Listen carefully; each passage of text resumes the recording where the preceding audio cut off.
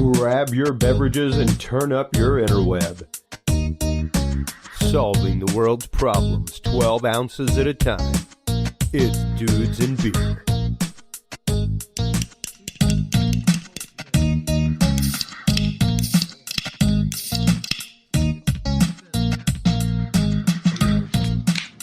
Yeah, well, hello everybody, and welcome to episode 156. Is it 156?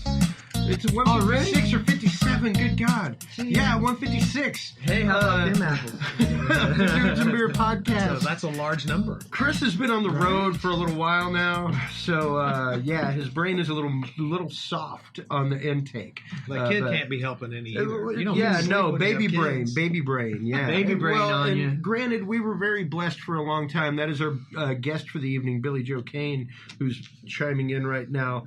My son Dalbus was very, very good about sleeping for the longest time. Until about a month ago, I had a string for about a week of gigs where it was like, be here at 5:30 a.m. And it was like, okay. And that just blew it. Now it's like 6 a.m. It's like, oh, hey, how's everybody doing this morning? All right. Oh my God. Yeah. And then it's like nap time at 8. And it's like, great.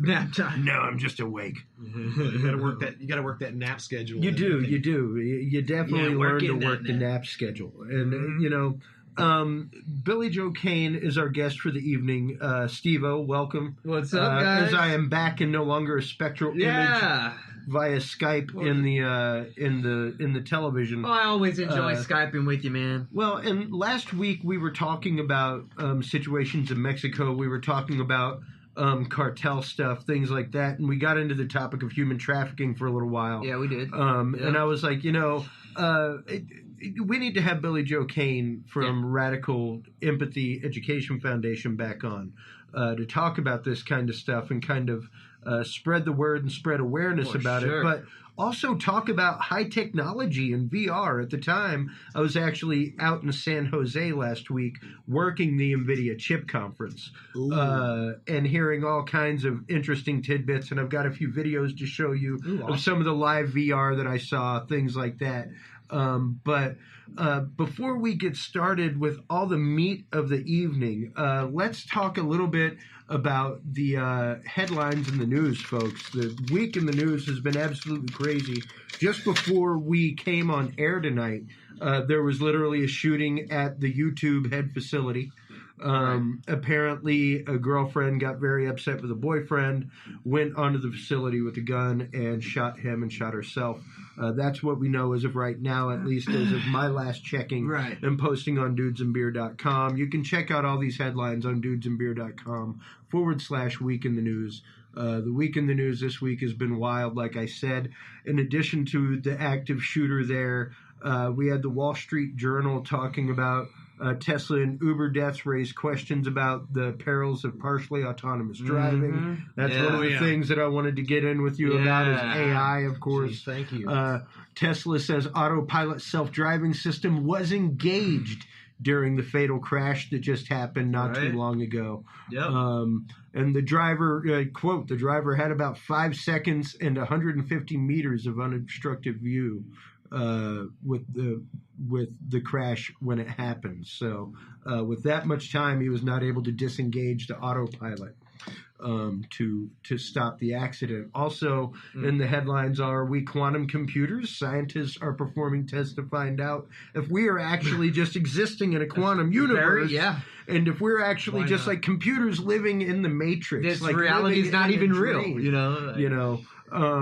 But in addition to that, is also from Wired, the tricky business of measuring consciousness. How do you know you're reading this? And it goes a lot into the philosophic problems and the philosophic issues between AI and human consciousness and what it's going to mean to actually have computerized learning, to actually have computers that learn the way that people do, deep learning, the fact that it's through repetitive motion and we learn reaction and action and all kinds of stuff. So with that in mind, and finally the last crazy one was MIT just cut ties with Netcom the 100% brain fatal preserving company.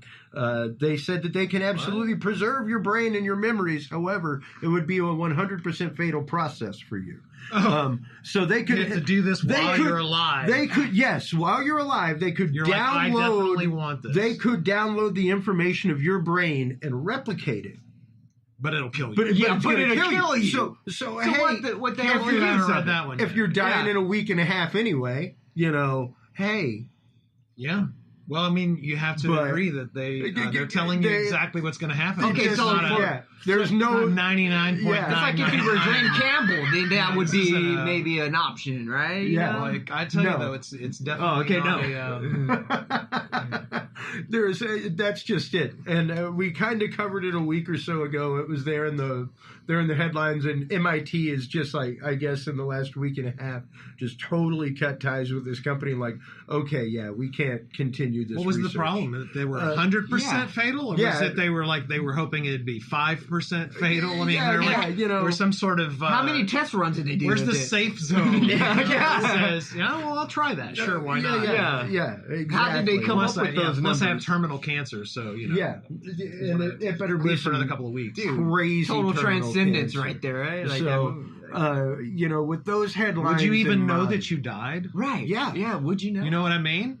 Yeah. How weird would that be? And then when it happened, then you'd see your dead. Do you get to see? So many questions. Yeah, I know. those are good questions. Well, So many and questions. that's just Those are it. great I'm trying questions. to remember what was it? It was the movie Moon. Oh, I don't know, Moon. Yeah. I just watched it with my wife, and I'm trying to remember the actor who was in it. He was I know you brought that up once before. Sam Rockwell. Sam Okay. Rockwell was in it. Rockwell. And it was an interesting concept and a very interesting twist on what we know to be quite possibly one of our ways to the stars, which is through genetics, through cloning, things like that, Right. that we could quite possibly reach far beyond our solar system into places that take hundreds of years to get there.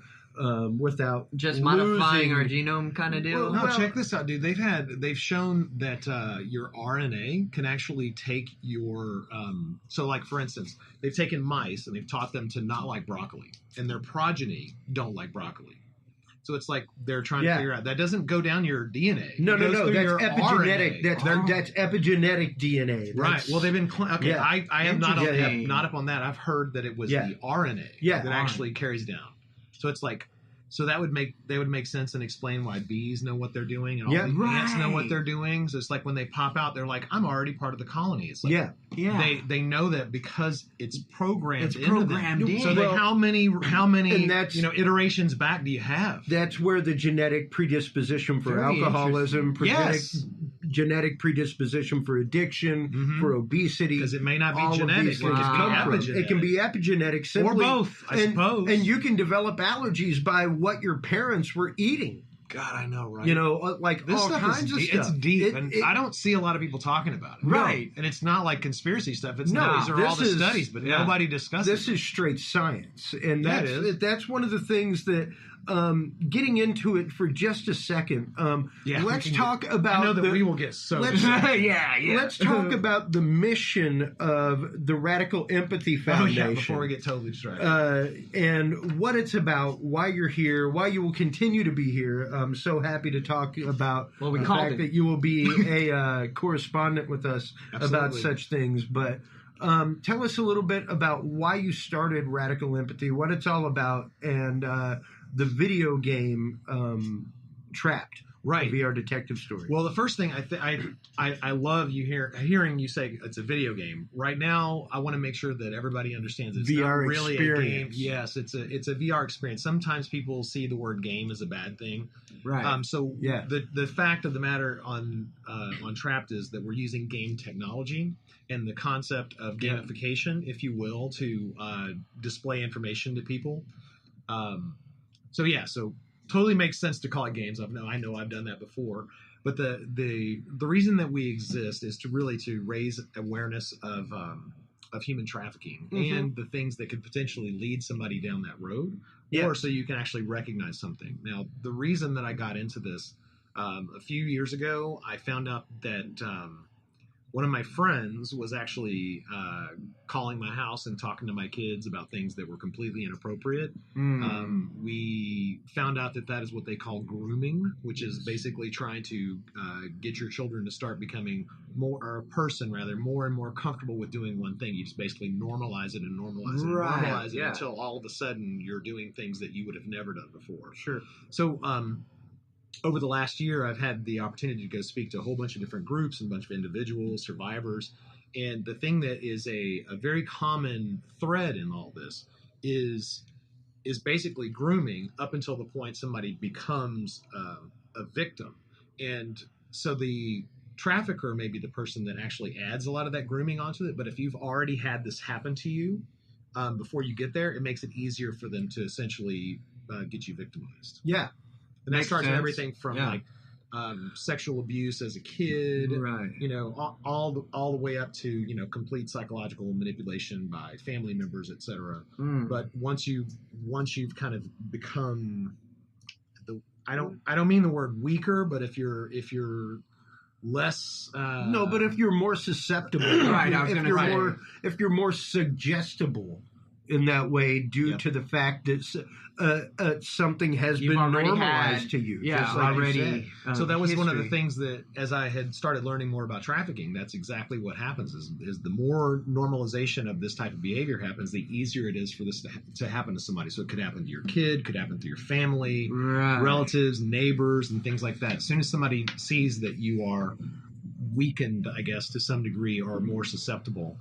So we've created an application that somebody can go in and experience life as a victim of trafficking. There's nothing, you know, graphic or violent like that, but basically you go through her home where, I mean, it's not really her home, it's her apartment where she's being kept a prisoner to some degree. And you encounter some of the objects that are like regular everyday objects, whether it's, you know, a dress or lipstick or even food. Was it that one I played last time? Actually, no. No? It's Oh. significantly deeper now. Really? Yeah, we've Interesting. we've spent a lot of time on that. Wow. But what happens is that she tells you this story about that object. So, like lipstick, for example, you know, she says that, you know, she was a kid, she thought lipstick was glamorous, and now she has to wear it to make herself look older or younger. And it doesn't. And she doesn't know how to feel about lipstick anymore. So it's basically just trying to show you that it completely It changes her the- perception, huh? of the world. Yeah, you know, the whether world. you are going to trust somebody or not. Yeah. You know, because if you can imagine that, you know, not only do these people not have, I mean, they've been taken out of school, they don't have a lot of no job training, I mean, don't have a lot of education, don't know what love is supposed to feel like. It twists things around, and that's kind of the point of this experience, is to put you in the shoes of someone that's had their world, you know, flipped upside down. Yeah. Right.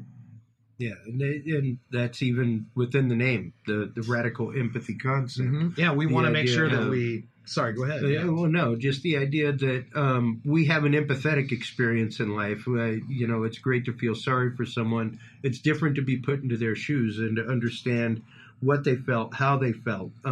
It can get you to a point of dropping judgment.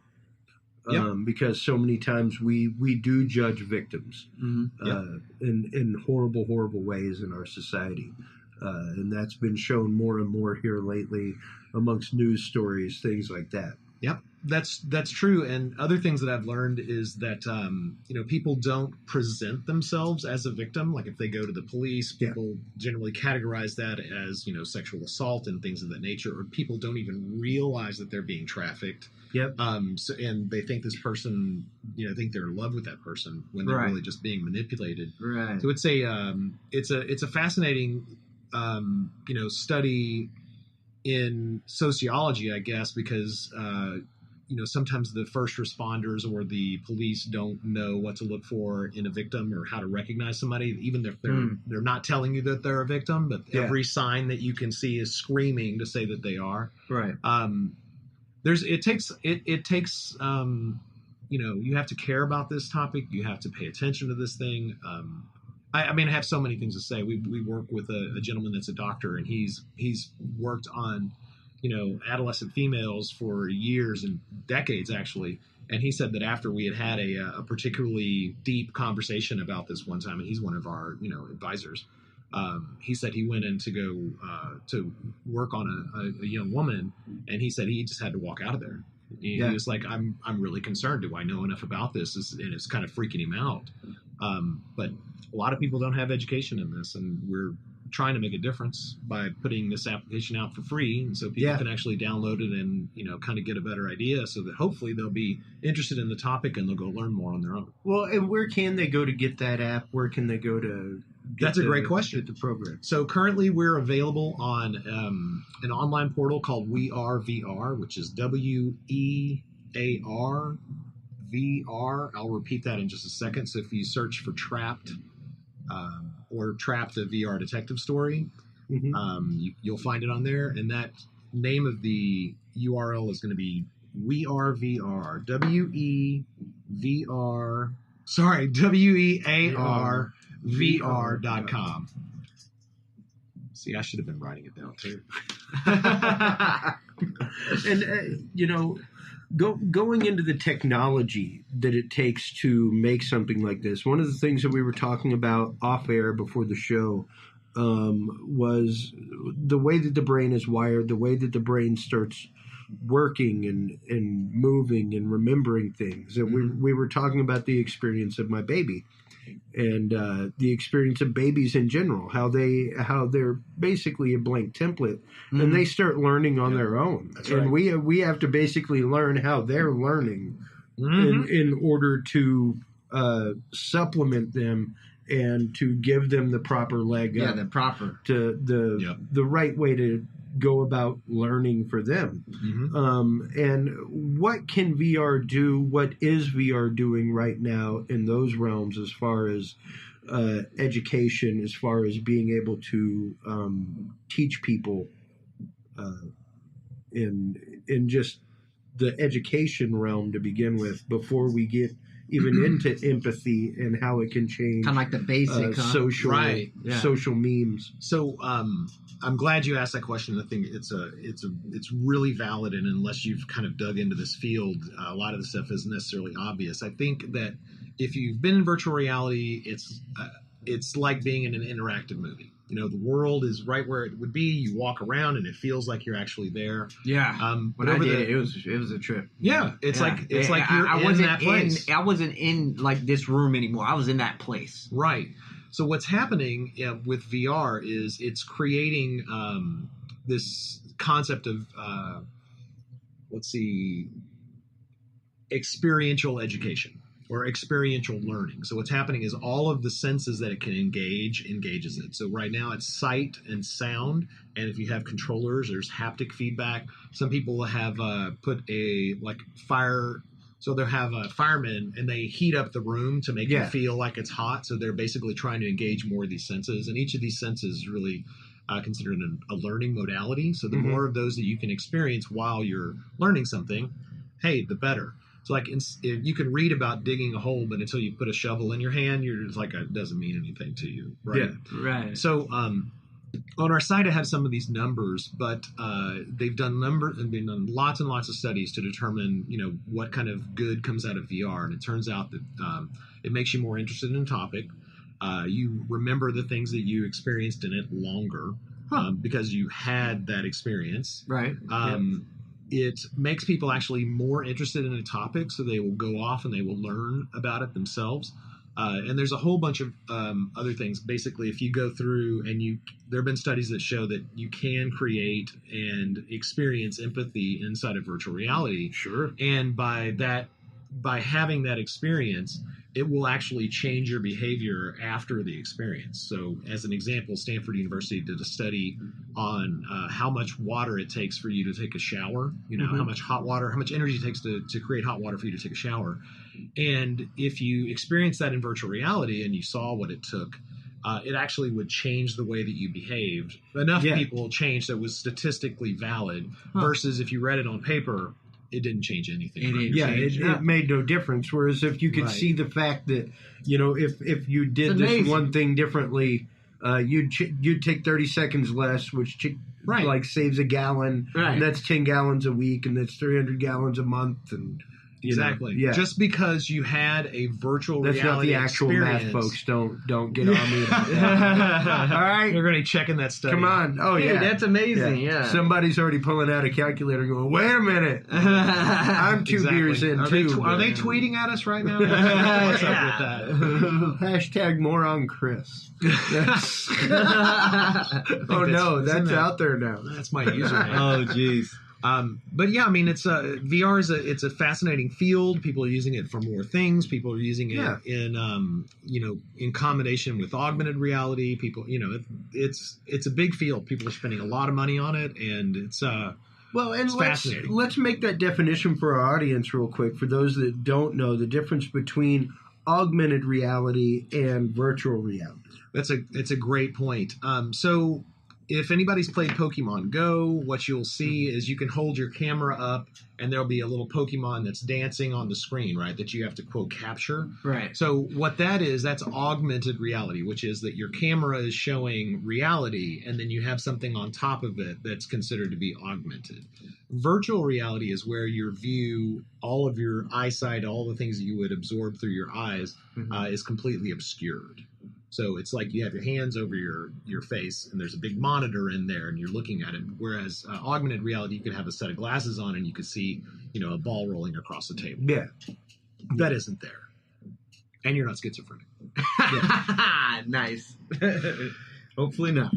Yeah, augmented reality is much more like the reticles that you see in Iron Man, things like that, where Right. it's an Or if you're- overlay on or if top you're a of pilot reality. Yeah, and you it's an see a overlay. cursor that's on your screen. a heads and up it'll- display. Exactly. Yes. Yeah. Is an And there's example. people that think are I know. blending those things and kind of things go from one to the other. There's they call it mixed reality now. There's Mixed let's say for instance you're inside of a virtual reality room. Uh-huh. I could take a tablet and hold it up, and although you can't see me, I can see you inside of that room. Oh. So like I'm looking into your world. Whoa, that's a trip. Yeah. I mean, and of course you can just use your imagination and Wow. combine that in any way you want to. Whoa. Wow, yeah, that's pretty hardcore. Yeah, yeah. Like Yeah. how Chris put that. Yeah. That's pretty hardcore. Well, and I mean, like I said, I didn't think about just that this one. last week got done working the NVIDIA chip conference, and some of the cool stuff that they had. I mean, number one, everywhere that I went in the San Jose airport, there were like robots.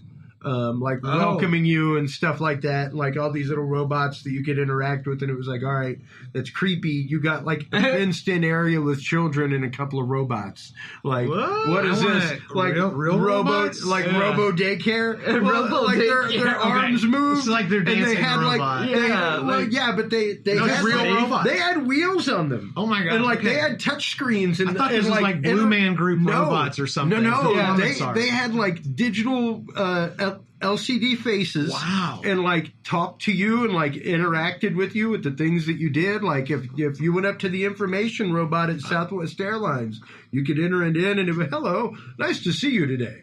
You need to go to this gate to make sure to catch your flight on time. If you're looking for something to eat, like, Hey, what do this we is get right these there robots? next to your gate. I want Welcome some. to Johnny Cab. Yeah, exactly. Yeah. Exactly. Yeah. That's all I could think was Yeah. like, oh my God, it's Johnny Cab. Thank you for riding with Johnny Cab. I'll show you the creepy Exactly. robots. Sure. And have a nice day. Dude. But this was one of them that I saw that was absolutely amazing and wild. Was and when I first saw my it in God. action, I saw them setting it up outside of the expo. Because as you know, at these shows, they're just huge. they're everywhere. Like Yeah. toys just abound. Like they had like self-driving cars just like kicking. And here was this screen, and the first time I saw it, I walked by and I stopped because there was this guy standing in front of it texting.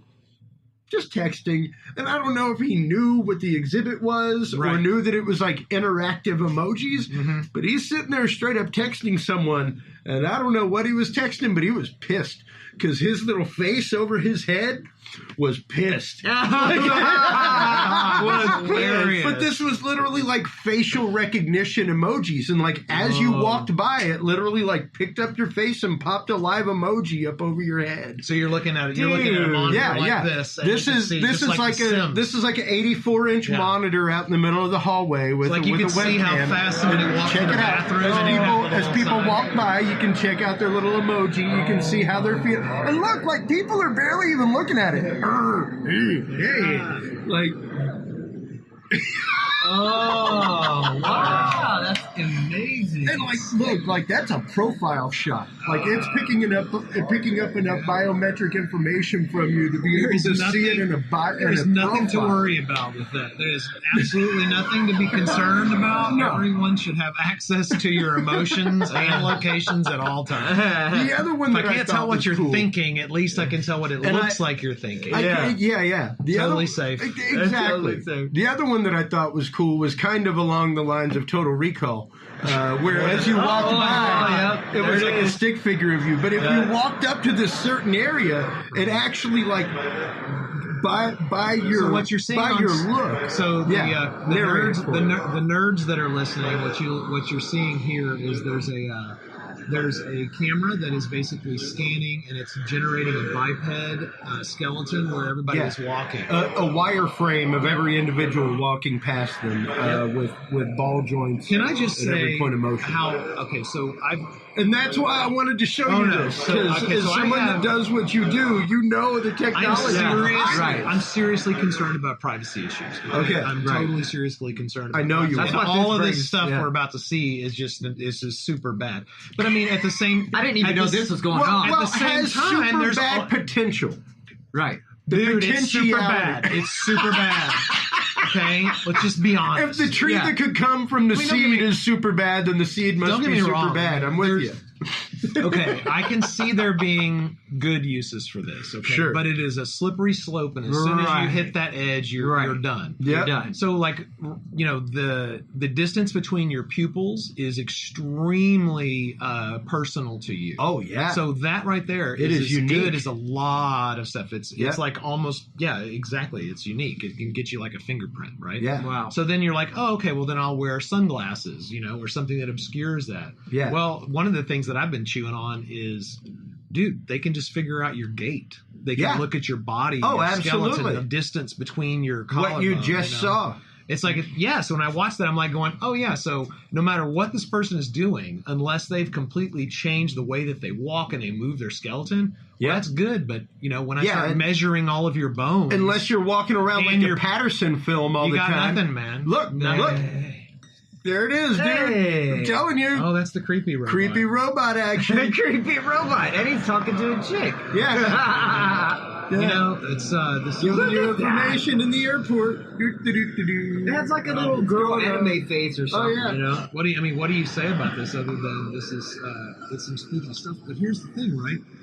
I mean, this is just fine tuning the amount of information that is Desensitizing a little, accessed. getting us used Yeah. to it. Oh, not just the normalization of it, like we were normalization. talking about earlier. Yeah, right. What's happening here is you're actually seeing the fine tuning of how it is that people are going to figure out who we are, where we are, and what we think. Exactly. yeah. No, you're No, absolutely you've got, right. You've got all the social media Yeah. stuff. 85%, probably more now. 85% of people under 3 are on the internet. They have an internet presence. I know, mean, they're that so blows my mind. because Under people- 3. I can't even. Under 3. People put a folks. picture of their kid up online, right? Well, I mean, and boom, we you're talk- done. You've got You're done. It's over. Not that long ago, another person that we're talking to right now about being a correspondent with us is Arshawn McCleskey.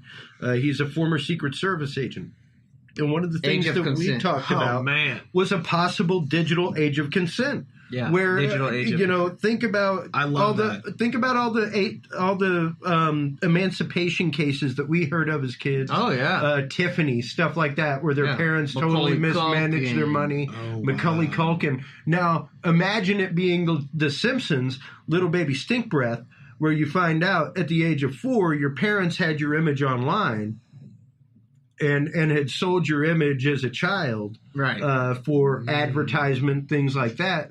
Like, it's already come out. One of the crazy things Digital age of consent. that they were just talking about that's we've talked about it on this show. We've shown the creepy clip of the Adobe AI software that lets you, as long as you have 20 your minutes, voice. As long as you have 20 minutes of somebody's voice, They don't need you no more.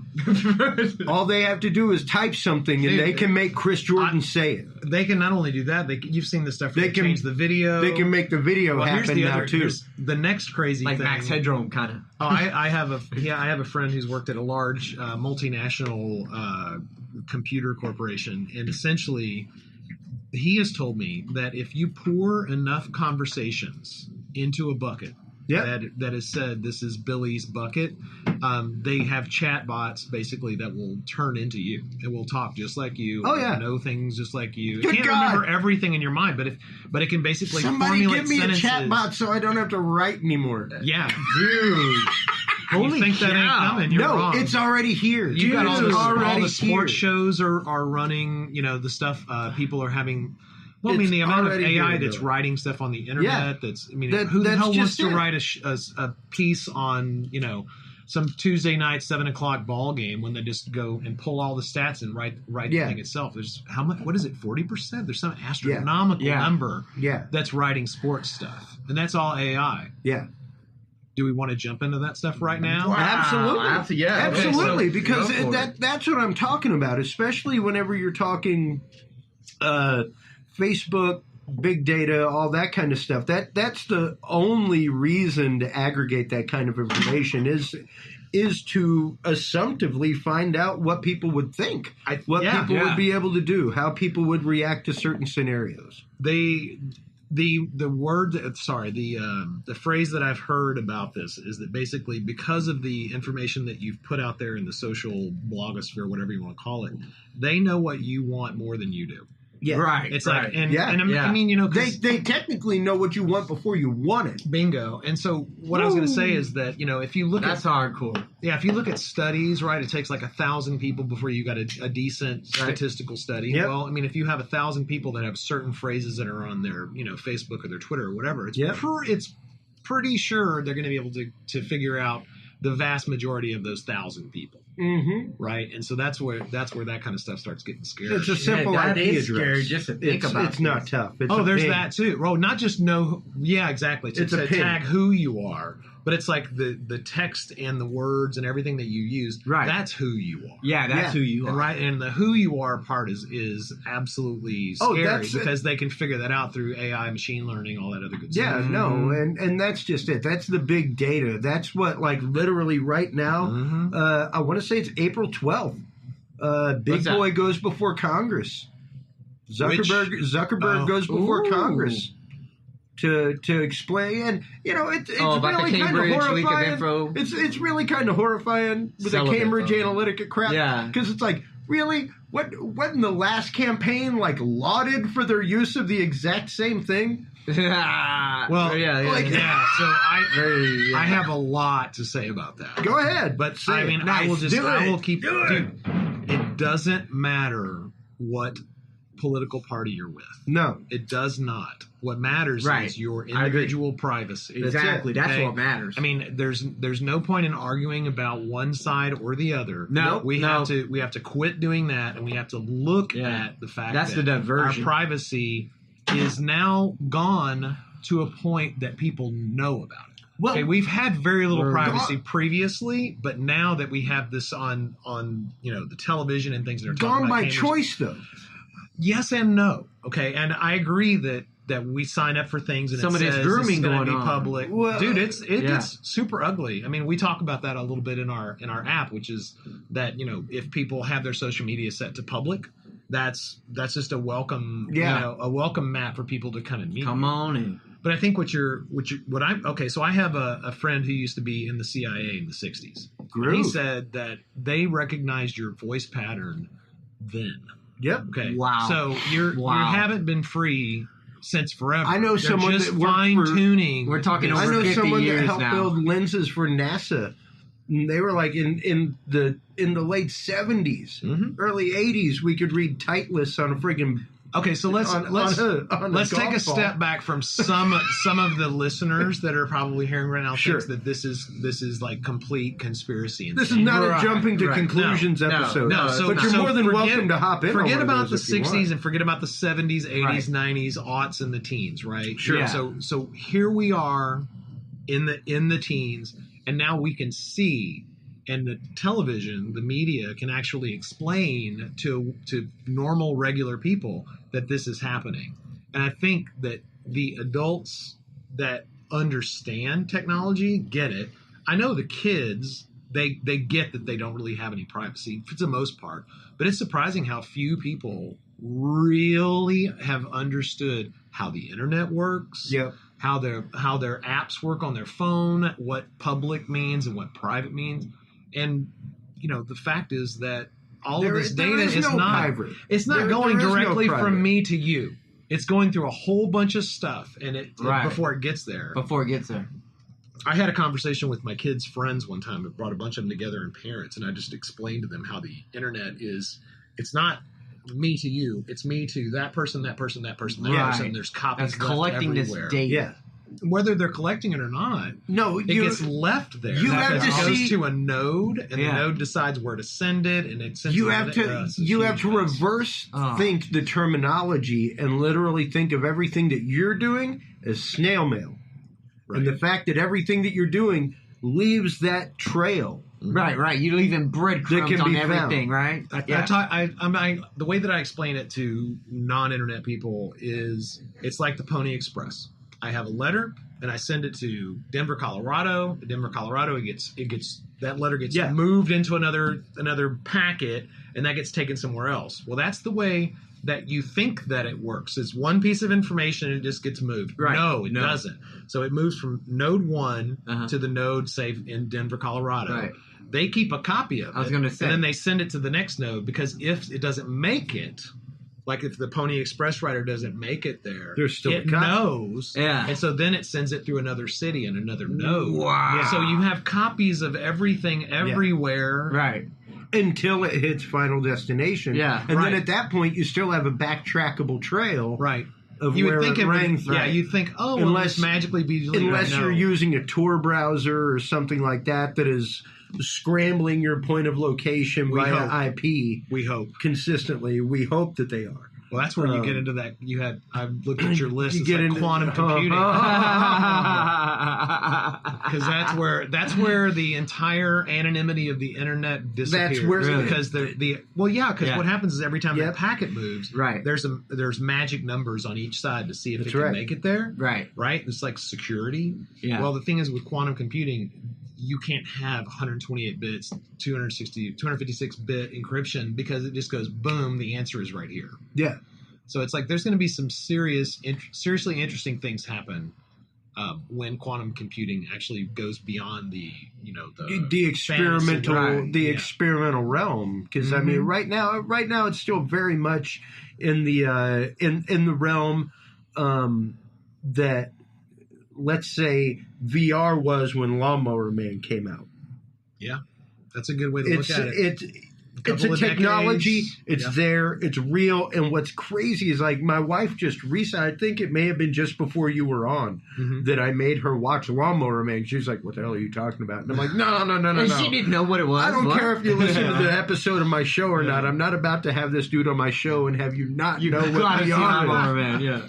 But it's interesting to see, like, the zero-G chair, the goggles that are being used, the haptic feedback gloves, everything that was modeled in that show in 1992. It's there. It's here now.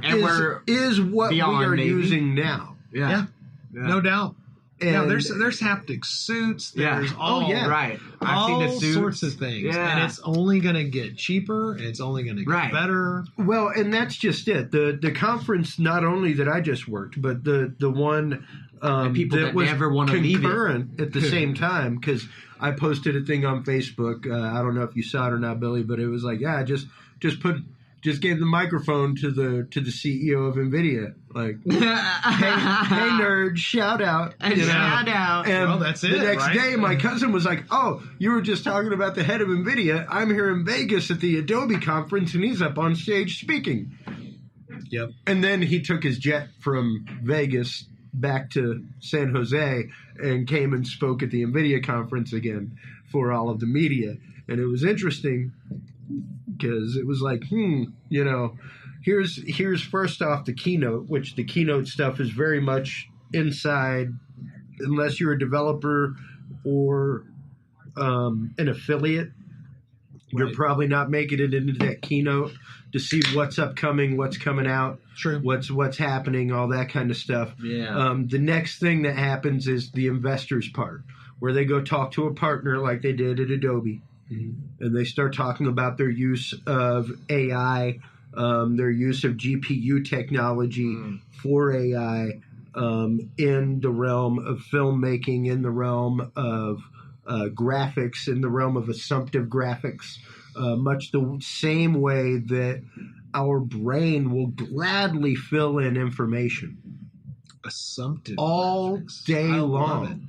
All day long, our Right. brain will fill in information. If you deny your brain the left eye for so long, it will begin to assume what it has seen in situations before. Well, you've seen the thing where Right. you put glasses on that flip your vision, Yeah. and then eventually your brain goes, "Nope, we got to Nope. sort this out." Yeah. And Yeah. you take the glasses off, and now you really normally see Yeah. upside down. Mm-hmm. Wow. Well, our brains Which have is figured out how what- to help us survive, and so Yeah. they'll find a way. Exactly. way. And that's just it. With AI and everything else, we can, through graphics, assume what would be like right there is a picture of Jimi Hendrix playing at Woodstock. You could be missing like part of him. And Oh, yeah. through assumption of the human I think figure, of that's- everything yeah, else, for me, that's really cool. you could very easily reconstruct what is missing. Right. I like that when I see graphic design. There's a part That's missing, or there's pretty details that are damaging. missing. Well, I mean, like, your beer, for example, Yeah. there in your logo. Right. I know that there's a top to that glass, Yeah. but I don't see it. No. So if the details were there, it's maybe I'd see a little bit through the foam. Maybe I wouldn't, Maybe. Right. But regardless, I know that the bottom isn't a curve. Yeah. I know that it goes in a loop, right? Yeah, so, yeah. So my brain You're- is you're- making that assumption. Yeah, your brain is flattening that image Yeah. and making it into what it knows to be. Right. And our brains do that consistently, and they're willing to do that. Mm-hmm. And if we can start teaching, and that's what a lot of people don't realize, the difference between CPU technology and GPU technology. CPU technology is the straight 1-0 calculation. Fast as possible. That's fast as possible. Give me this straight answer. Now, you want an odd answer? You want an out-of-the-box answer? You want a different answer? You want to take this set of polygons and replicate it 200 times and assume what it might look like? You don't want a CPU to do that.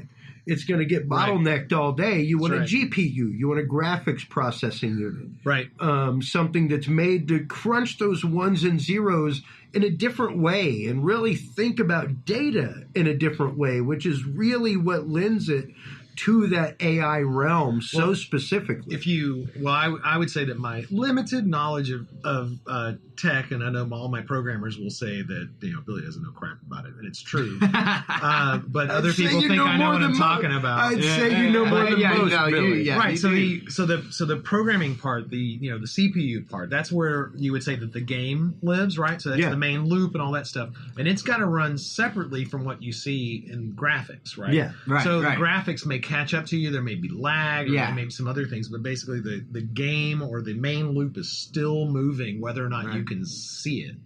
Sure. Yeah. Right. So it's like the graphics processors. So you have it's it gonna jump be pushed sometimes onto if there. it ain't working, Yeah, but enough, the game didn't right? fail. Like your Right. gun didn't fire 8 million points of damage or Right. whatever. It's like, oh, okay, well, it's always going to be that number, but you may not see it perfectly on screen. So it's a fascinating concept that, that they've explained it that way, because, that's pretty much how it works. And the better your GPU is, the better looking your game is, the further you can see away in Far Cry, for Yeah. example. Well, and I know Intel, Because otherwise they have to say- slow it down. Yeah, You I know, wanna so say that it what was- you see always, they slow down or crunch the graphics to make them smaller and kind of crappier, if you will, Yeah. so that what you see on screen is a smooth experience. Exactly. Which runs separate from Yeah. the main game. From the main. Yeah, they downgrade Main the loop. stuff that's upcoming until it actually gets to frame where you're going to see it. Exactly. Yeah, and that's a great way to be able to crunch the data, to be able to make Mhm. the numbers work. And hide things that aren't around you, right? So you see Exactly. whatever 60, 90 degrees or whatever, it may be 180 if you're totally insane.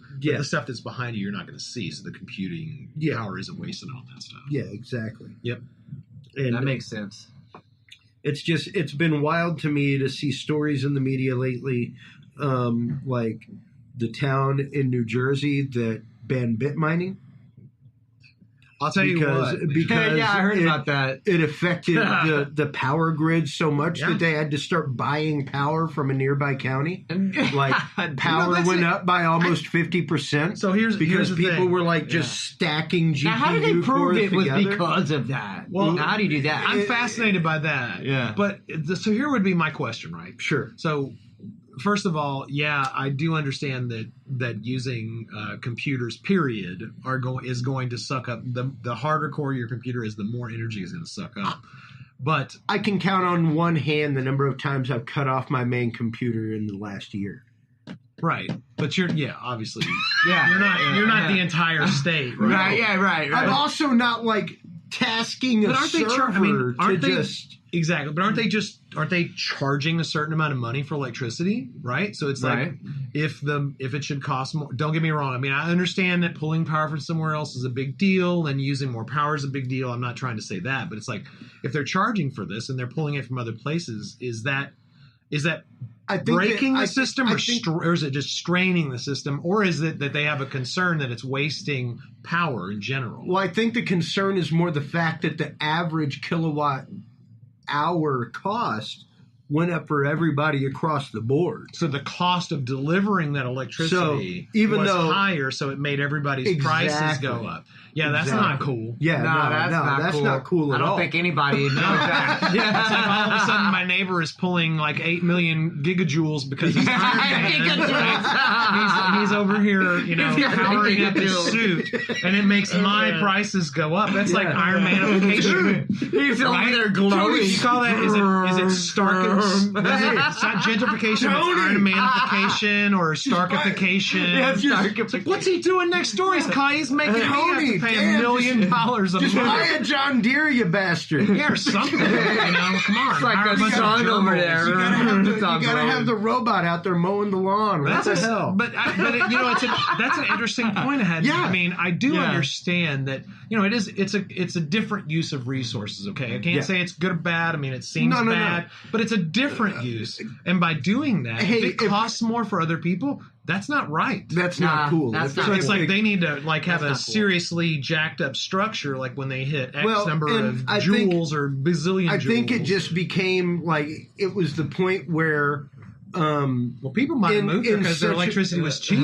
in such a You know? small well no I mean that's Because that's all it is. It's a warehouse with Yeah. a bunch of boxes in there. I mean, exactly Wherever and there's cheap I think electricity. it's one of the first times that we've really seen in the micro scale what could happen in the macro scale.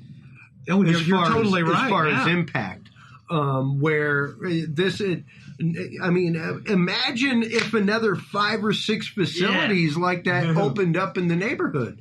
Like, what would that? No, that's I not mean, cool. good God, look Say at the what? sagging power No, I'm lines not- on a I'm really- 100-degree day here in Austin. I joke about the Starkifization or Yeah, whatever, yeah. because these No, I'm next door down neighbor with is that. Iron I'm Man. down right? with that. I know, right? No, I like that. no, I like Think that. about it, Because right? I would be that neighbor. But it, Yeah, if you would. if you could afford the badass machines that it would Yeah, take. yeah, that'd be It's like, great. or- Oh yeah. no, if I could build them, I would. Well, you'd have your own nuclear reactor. Yeah, So yeah. If you could build those. I'm already working on that. Of course.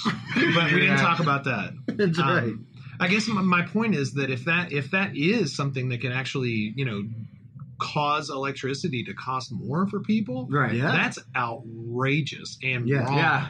Yeah. Because you will literally run people out of neighborhoods if they can't afford. I mean, like, look what's happening in Flint. I mean, those people are paying so Yeah. much money for water For right that now. damn It's water. insane. Yeah. And they don't even have the worst lead problem in the United States. Wow. Or the world. No. I mean, there's 3,000 other cities that are as Right. bad or worse. But the point is this. Holy that shit. Because their Yeah. water is ridiculously expensive. Can you imagine what it would be like to be in a state, if you will, where the power costs went up to the consumer of the same amount of electricity? That's not right. Imagine if you were No, on that your own ain't property like my brother. Like my brother, a lot of people that I know that live on their own property, things like that, use the if it's yellow, let it mellow method.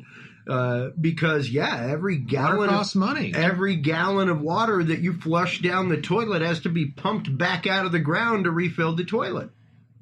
I had a friend that was at Standing Rock, and she told me you had this much allocation of water That's it. every day, and you That's had it. to think about how How every are you gonna gallon use got that? spent. That's it. You know, it's a big deal. I mean, you've probably seen the stuff where the UN came in and looked at what was Dude, going on only in different 20% states. of the world's water is usable fresh water.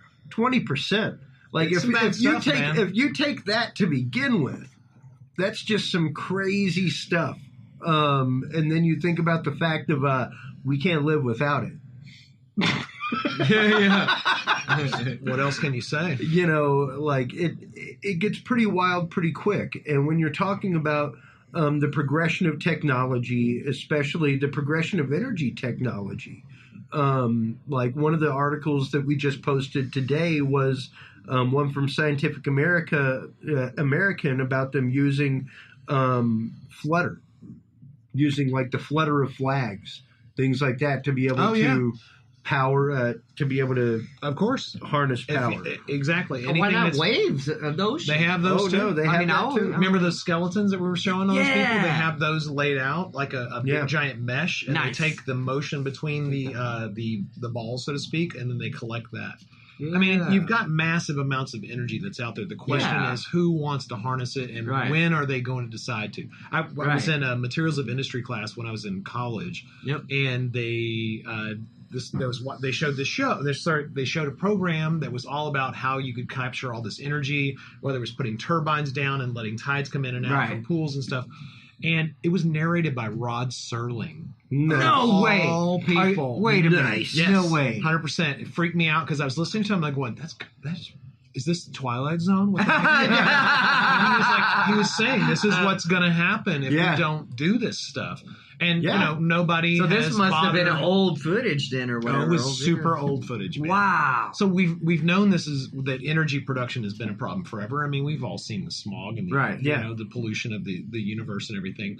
But just knowing that there's so many people that are out there that's been trying to make a dent in this behavior for so long, and we've all known, I think, that as we've grown older, that they're not going to change until they have to change. Right. And they're not to the have to change part.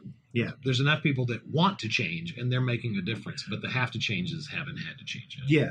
No, they definitely haven't. And, you know, even going into that concept with VR and AI, the concept of have to change versus want to change. I think it's a concept of we just have to change. I mean, there's no doubt where the technology is moving, where we're going, where this kind of stuff is. You've heard the phrase "travel broadens the mind," right? So it's like I think that is an opportunity for virtual reality to actually take someone to another place, to put somebody in somebody else's shoes, to get them to visit an area of the world they would never visit, whether it's on a historical timeline or something that's happening right now. I've known plenty of people that have never left Texas. Texas is a very large place, and if you don't have the ability financially or you don't have the mobility to get out of it, you're never going to get outside of Texas. Most people don't leave the United States. So they don't understand what it's like in other countries. They don't get that. They don't get the That's taste, exactly the smell, what the we feel, were the talking sights. about last week. Right. So so while you know you can read about it in a textbook or you can see a postcard, it's not the same as being there and being able to look around and being able to see something in a way that gives you some type of agency, so that you're not looking exactly where that person wants you to look. You can look around any which way that you want to, and it can affect you as if you had traveled to that place. And I think that's something that a lot of us need to have. We got to get out of our comfort zone and see that it's not just about our electric bill, for example. It's about, you know, other countries that, you know, like, oh my God, I cannot think of the name, but I think it's Cape Town is about to run out of water. This month. They've had years and years to do something about it, but they haven't. They've done absolutely nothing for almost 20 years. It's been, the people have been trying to send alarm signals for 5 years, and now they're at a point where they're going to run out of water. Run out of water. Oh my God. Here we go. Oh, look it up. It's scary, man. Dude, that is scary. But the thing is that if I think And the vast majority these of are people, predictable models. Oh, These it's not. It's not a surprise. Yeah. That's the thing that's Yeah. surprising about it is it's not a surprise. Yeah. It's now it's an emergency, and Right. people are like, "Oh my gosh, it's an emergency." It's like, Yeah. well, They they have knew. to be one. Right. Well, and I think Yeah, it didn't have to. that It's is not- quite honestly the Years of the quite honest technological flare that is going up right now across the industry when it comes to AI and autonomous vehicles. I is- can't wait is- to talk about that. Well, I was because really that's- thinking about that's- that stuff. No, that's right where I want to go with Let's this. go, Because, let's go. because it is the fact of this, the interesting part was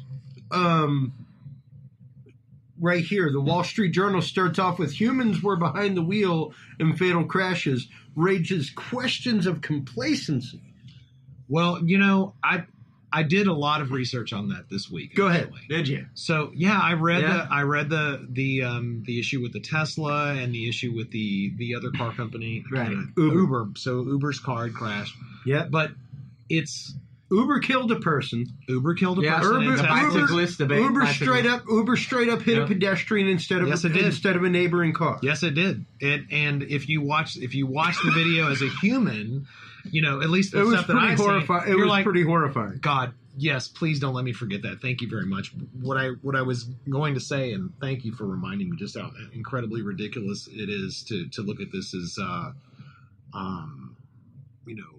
calmly as I am, because that's a horrendous situation. Yeah, But if you watch the video as like I'm the driver, it was shocking how quickly that person came out of the dark. Oh, Right. well, I saw sure. that too. I Hey, noticed that myself. I have saw quite it. honestly. I have been Oh, leaving. I have been leaving the Yeah. Wendy's drive-through and hit a person on a bicycle. Not even joking. Yeah. I It's have hard. hit a person on a bicycle. I- They appear out of nowhere. Out of nowhere. And that's I mean, the it's not question. acceptable for a car that's autonomous to hit anyone. Period. No. Okay? It's not acceptable. Not when given enough response time to Well, I mean, swerve into a Here's what I'm neighboring going to say. vehicle.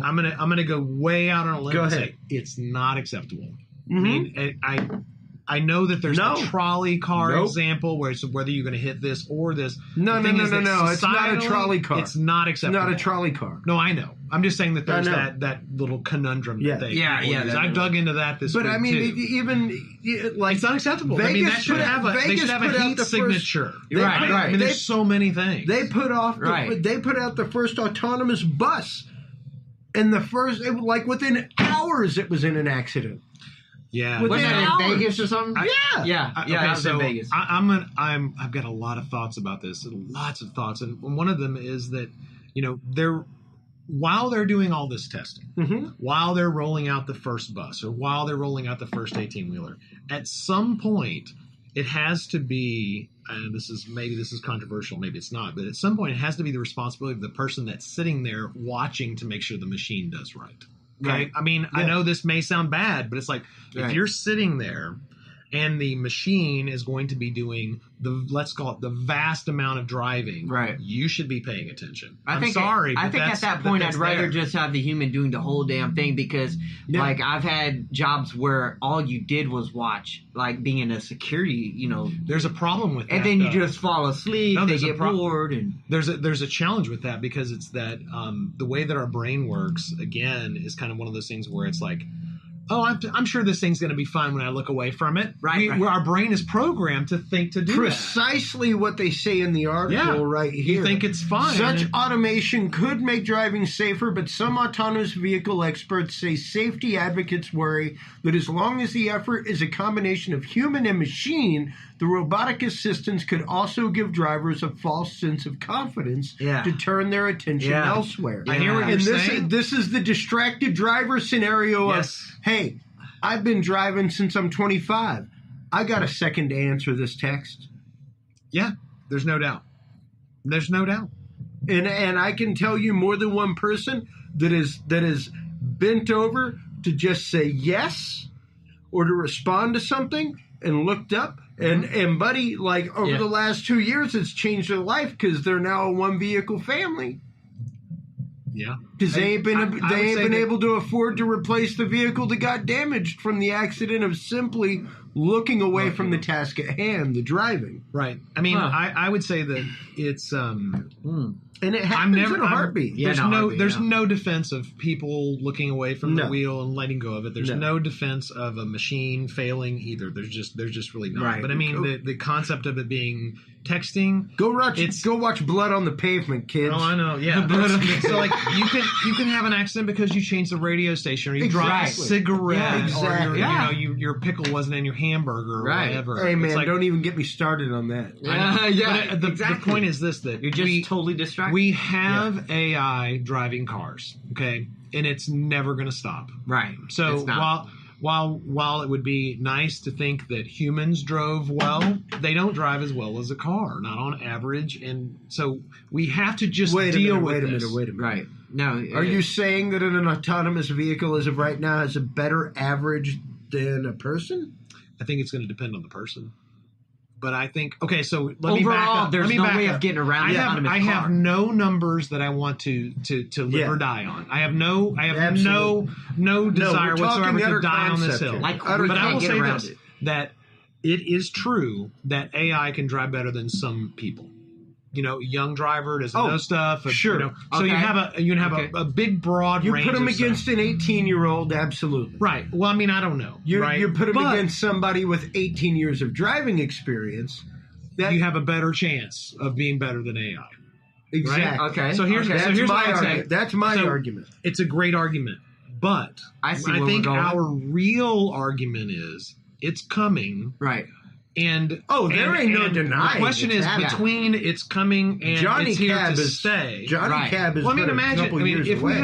we had 100% autonomous vehicles, you would assume at some point that they would not hit each other because they would have a standardized way to. No, they just run over all the Exactly. people so that you make sure you get there on time. They'd turn There's a- into like a bunch there's of a million ways to Furbies, look at this. and Yeah. they talk to each other. You know what? It's a really good Talk- point because you can't get rid of the autonomous user in the situation, which is a pedestrian, right? No. or a person on a bicycle. So the question I think is between now and perfection, which we may never reach. No. As we try No. to reach this right in our I fantasy think world. I The think question perfection. is who makes the decisions about what happens when there is a choice. I And would that's a have to tough say. call. I would have to say ultimately, and unfortunately, it comes down to the human. A human makes that decision, yes. And you can. It comes down to the human in the vehicle behind the wheel. Okay, I like that. That's right? what it ultimately but that's comes now. down to. But Yeah, that's now. That's now. I'm talking 5, 10, 15 years from now. Okay, you're totally It's got high. to. Okay, you need to take a I'm not step gonna lie back. about that. Well, why would it? But Take a step back because I really believe this that we are in an era that yeah, but you're the autonomous one vehicles that, are you're the coming. one- and until it's the we can't point. stop it coming. and Until gonna it's just the gonna point progress. of you have no choice but Right. stepping into an autonomous vehicle. Right. Yeah. Yeah. Okay, You see, well, here's you the see, thing. you see the point that I'm making. I 'cause, think like, what you're saying is 100% otherwise- penetration of autonomous vehicles, Yes. right? Okay, so 'Cause- I'm with 'cause you there. Otherwise, But between it's now the and fact then, of I've chosen to be on autonomous mode, right? and I've chosen to check out for a minute. Like you said, Johnny Cab, right? So Yeah. eventually there's going to be Johnny Cab, Uber car, or whatever the heck it is, and some one person is going to be in that one vehicle. So let's just talk about the case where it's happening, right? So at that point, you have this concept of artificial intelligence, which is, follow the road signs and Sure. rules. And then, this thing that I've been thinking about as artificial morality. So it's like you have to figure out, somebody has to program in Yeah. what those decisions are going to be. And that's a really unbelievably difficult thing. I mean, I know Dude, you've all had a situation where you're it's a driving and you have to decide, do I ram into this wall Right. or hit the It's- little girl on the bicycle? It's That's a a pass good fail. point. It's a pass fail situation. Artificial It's a morality. pass-fail. Never thought about that one. Yeah. I'd say throw that in there. Well, yeah, but that's Because somebody has to say That's a there's a value decision-making- somewhere. that's Yeah. absolutely part of the Turing test. Yeah, for, that's right. for intelligence is number one, whether or not you as the human can tell that you're talking to a machine. Yep. Whether or not That's right. those responses come back as organically and as fast as a human would give them, But also the fact of whether or not you would be able to tell the difference that you're talking to a machine or not. Well, remember though, like yes, Ex Machina I hear what movie. you're saying. So the question would be: is there morality in that Turing computer that you think has Exactly. passed the test? Exactly. Yeah, you're right. So here, Because that's presuming the fact that there's morality behind everybody that would give a driver's or license. consistent morality, or Yeah. anything, right? I mean, like most people, they talk about the Lord knows here in the last year or so, it's been cars have been used to horrifying effect across the world. Of course, yeah, there's no doubt. No difference in being able to, especially in the way that they show regularly, that automated systems can be taken over, can be hacked via remote. Hacking. Oh, what the hell? Have you seen these cars that Oh my literally God, have internet connection and it's people scary. can hack that car It's scary. live on the road, everything. Yeah. Oh my Acceleration, deceleration, Yeah, every they can every hit the bit of brakes, it. they can turn the wheel, they can do anything. Yeah. Holy shit. Live real time. That's scary as And hell. It is. You should be very concerned with anything that is plugged into the internet I was gonna that is say, supposed to right. act Exactly. autonomously. Exactly. 100%. That's Anything plugged into the internet Well, I is mean, just I say that. basically open to who It's can not get even. in. Yeah, it's not even. I mean, God, it's almost unfair to say this, but I mean, if it's ever been plugged into anything, it could have malware in it. yeah. Right. You know, right. there's malware that comes through pictures on your phone, or yeah. through a Bitly link, or like JPEGs had stuff programmed into Yeah. them. So it's like, if your computer or your device is ever connected into anything that is not exactly like it should have been out of the factory, Right. you don't know what's going to happen. And some things come from the factory with like little chips in them that are already messed up. Yeah. So there's all, you can go as deep as you want. That is deep. Holy shit. Oh, it's scary. Yeah. You seen this thing where Best Buy was actually they were actually Yeah. communicating The Nerd with- Squad just giving stuff up Oh, to yeah. the NSA. Yeah. I saw that article. Straight up. What the heck is that? What kind of up. violation of privacy Yeah, is what that? kind of And that's violation something- is that? But that's what we caught. Yeah. What else is happening? Yeah. Exactly. Sorry, Well, paranoia. Here we go. No, that isn't even paranoia. That's true. But it's a not. fact No, for sure. For this room, It's a we fact. believe it's not paranoia. No, Depending on how it's hardcore not. you are. It's not. It's not. It could bring because- paranoia how you look at it. Turn off this podcast. Oh, Yeah. All you got to do is Google Edward Snowden, folks. Prism told us every bit He of told that. us. Yes, it did. Prism told us every bit of that, and unfortunately, our short-sighted view of history as a country and as a people and as a humanity right now keeps us off kilter and keeps us from realizing and remembering that stuff. Oh yeah. It keeps us from recalling the fact that, 4 or 5 years ago, the head of Samsung came out and said, if you've had a smart TV for the last 5 years, it's been listening to you. So that's the last And I've got one. So let me lay this one on you, right? So every speaker, right? Every It's a speaker microphone. is a microphone. Yep. It's exactly the opposite of a microphone. Reverse backwards, right? Yeah. So if Yeah. you're playing, if you have anything that's plugged into the Like into an the engine wall, generator. anything that's going through coax. If you see a little red light on your TV when it's turned off, that thing's plugged into the wall. Do you think it needs to be plugged into coax either? No. No, that thing has to be plugged into anything but the wall plug. If it's Yeah. plugged in, or if there's Wi-Fi around, if Yep. it has See, people Wi-Fi think on I'm it, it's crazy over when I with. tell them this, No. but it's like, no, this is I worked fun, at a man. Black Hat convention. Yeah. It's now 6-7 years ago, where I saw a guy hack into a home computer via a Bluetooth controlled nightlight. Nice. And now we got to A move. nightlight Now we got to can- move to 5G because of all the IoT, all the Internet of Things. Oh my The God, take a billions shot. of items. Internet Somebody of take a Things. drink. Is that a That's, shot? yeah, shot that's worthy? it. 2 shots. Why do I you have that started written to- on the wall? I I can't started believe a you drinking pointed game. at that. I started a It's called drinking Internet of game. Things. Oh, did you? I got to do that. I didn't even know about the drinking game. It's really a tech thing. Give me some shots it's, over there. It's a dream. The fact of every conference that I work, that oh my God, if I could just take a shot every time I hear the Internet of Things, Oh, that would God. be great. It's not a bad idea. It probably would It help. would make- I was at that it would- conference. I it would remember make- that. It would If make one of those them. conferences so much Think more how- bearable. Yeah, think how calm you'd be. But yeah, I mean, My refrigerator gonna that, order my that milk for entire me. concept where your toaster is plugged in. Yeah. Yeah. I mean, dude, we've got problems. Yeah, we do. Okay, that's not good. And just for the example that any machine that is attached to the internet can be hijacked to do processing for someone else. Right. So it's like, yeah, your little light over there might be just burning 5 times more energy Right. because it's pushing data out there that it probably you wouldn't Right. want it to push. Right.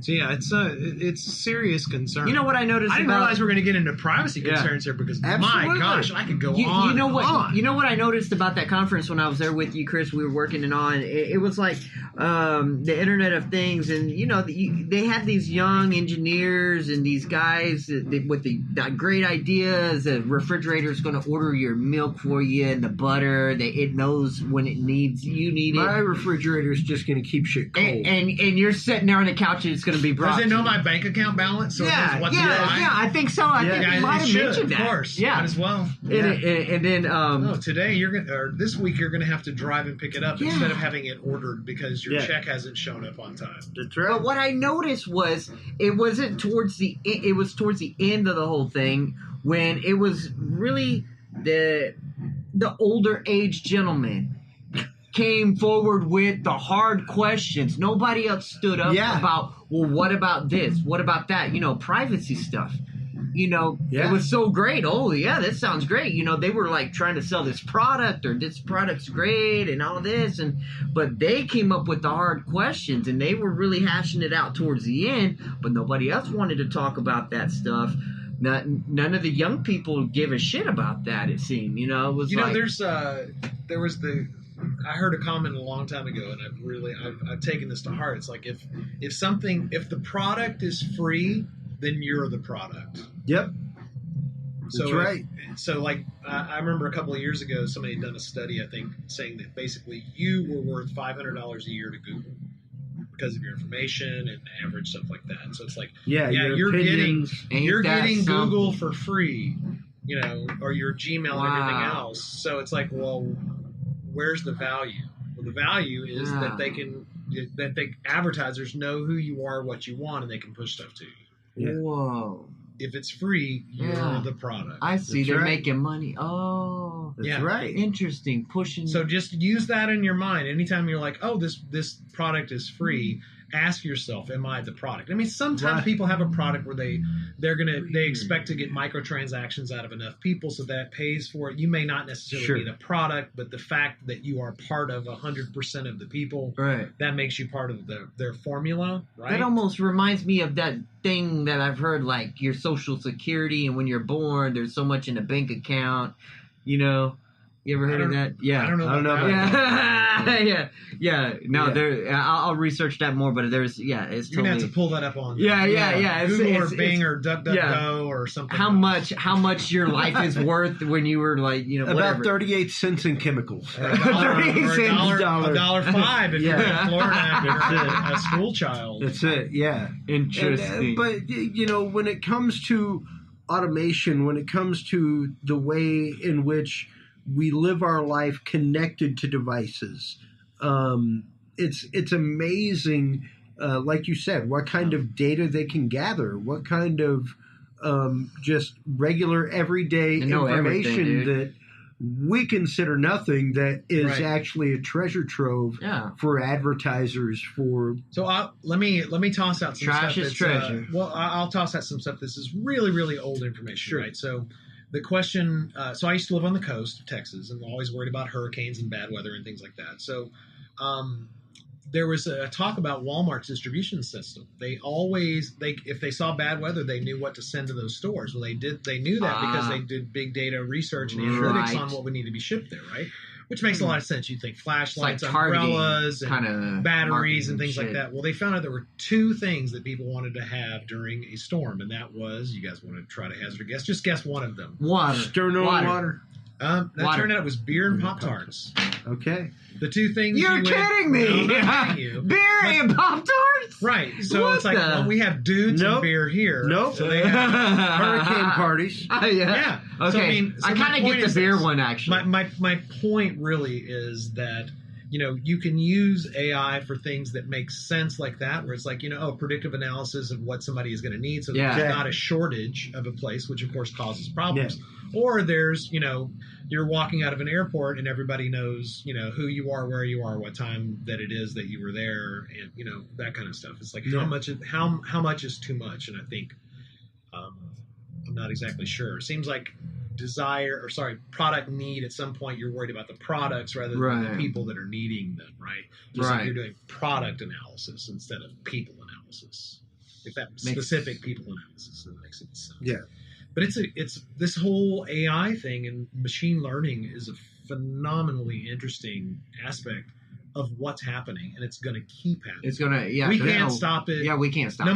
matter what, because even if America, let's say United States, makes it all illegal, well, it's already happening in China. They have everybody's social media accounts. They've got everybody recognized. They do facial recognition on everything. Yep. So this is going to be happening in other countries. It's going to advance. The best that we can do is try to figure out for America, what's reasonable. And I'm not even sure that we have much privacy left after the Patriot Act and everything else that's going to flow through. No. So it's like, absolutely. I mean, is what Cambridge Analytica doing, is it illegal? No. Or is it immoral? Or is it immoral, maybe? Or is it distasteful? Right. I don't know. It doesn't seem like it's illegal. No less distasteful than any other campaign gathering mass data on how to target voters. I think the immoral part would have been the Facebook actually selling of the information, maybe not Cambridge actually purchasing it. Why? It's their information. You're putting it on their site, and you're putting it in public view. You gave it to them for free. Imagine, for example, does it matter if you did the privacy thing on there? Turns out, yeah, that's what I'm saying. Once you click Apple Terms of Service, you're hilarious. I know. That's what I'm saying. That's funny. So I watched a piece the other day talking that it actually analyzed, and they said that if you bothered to read every user agreement that you had signed during the year, that you don't have time to have a life anymore, just because you're bothering to answer all those questions. Exactly. And then you notice how when you do those apps, I mean, shoot, man, there's you can get an app that is totally irrelevant or whatever it wants access to your contacts, it wants access to your phone numbers or whatever, and your text message, things that's like, hey, this is just for maybe editing of a photo or something app or something. You know what I mean? And it wants access to everything. Remember, if it's free, you're the product. Yeah.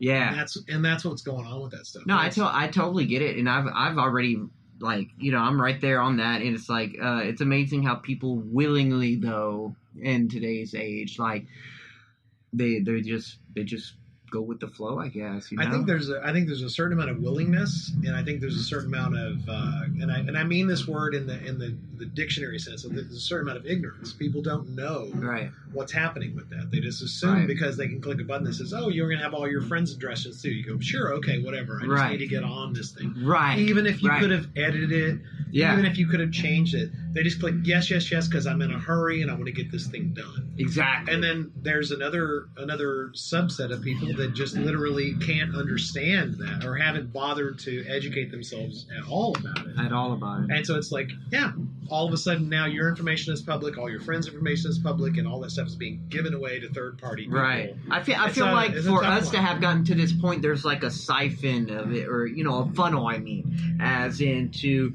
that people feel like when they want these things, there's not a choice. Almost. Well, that's what it feels like. Yeah. As a user. Yeah. You would think that because I want to use whatever it is. I mean, I've got to say yes to this thing so that I can use it. Right. Or pay for it. It's I'd rather just click that button than pay for it. Yeah. Right. And that's what I feel like. And that's just the point, Steve, is that so much of this stuff is actual, just full-on digital consent. The fact that, like he just said, that we would rather click the button of convenience. We would rather click the button and say, okay, I'll give you this information. I'll give you access to my contacts. I'll give you access to my cell phone. I'll give you access to all that kind of stuff in order to be able to use this app for free instead of paying for it. Yeah.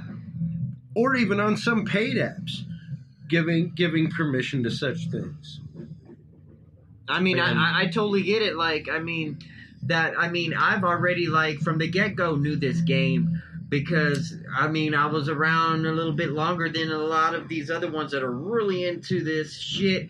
But it's like, you know, like when I see these things, I know it's a ploy. I know it's a trap and stuff. But it's like, okay, how do I get around this? It's like, oh shit, I really need this, or I really want that, or whatever. It's like, how do I get around this? Well, and the question comes to bear of how important is it? Right. Is it something that you need or something that you want? Because the two are vastly different things. That's very and true. we as a society need to learn the hard line difference between need and want. Right. Need and desire are two far different things. Like, you need oxygen. Yeah. Right. You need to eat. Right. You need water. Yep. You need shelter. Mm-hmm. These are things that you need. Right. Like, you need the caring of other human beings. Exactly. We want to be accepted by other people. We want a cheeseburger instead of pizza. We want a beer instead of water. I can agree with that. You know what I mean? Like, we need to learn these fine line definitions between need and want, because the need and want is what separates the immediate and the eventual. Yeah. And our society of immediacy is what leads to our society of the drop of privacy. And convenience. Like absolutely and immediately. And that convenience, you know. Well, yeah. I mean, like people I said, have gotten real lazy, and they like convenience. Well, and, you know. it's the fact of like Billy was saying earlier, we would much rather just click the button, have it for free, and keep on moving on, than to pay for something and have the privacy. Yep. Or have the option of privacy, have the option of being able to cut things off. Right. Well, I mean, we would because we get it. But I think there's a large number of people that don't even have any idea what's happening. Yes, no. Yeah, totally. Absolutely. I've got people like that. Most people are the accept. Yeah, why not? They wouldn't be on there if it wasn't okay. And I kind of feel as if even when you do that, say, and then you're like, okay, I'm just using it for a second, and then you back out, that it still might have stuff already in your stuff. You know what I mean? I feel like it's still, you already said yes, and you didn't get rid of it. Well, a prime example, I love my nephews. I love you guys. I love you so much. Andrew, Nathan, you guys are so much the model of what I want Dalbus James to be. Kids that at like 13 want to build their own computer. Kids that at 13 want to like join FFA and raise a hog. That kind of stuff. I'm all about it. But they were hooked on the Minecraft, man. And they crashed more than one family friggin' computer with this malware that is Minecraft. And I literally, Billy, thought about just producing and making for people like us 2D Minecraft kits for your kids. Here you go. Here's some graph paper and a pen. Like, here's some colored pencils and graph paper. I drew a lot in graph paper with pixels as a kid. That was Minecraft. It was just 2D, no different. We built Minecraft whole is worlds. a phenomenal experience, though. It's great, but the really problem was the free add-ons. The add-ons, the mods, the click here, get it for free. Here's the mod. Yeah. And it wasn't like back in the day when I had mods for Wolfenstein where I had to hop onto a bulletin board and find people that had stuff, and the likelihood of them giving me a virus for no good reason.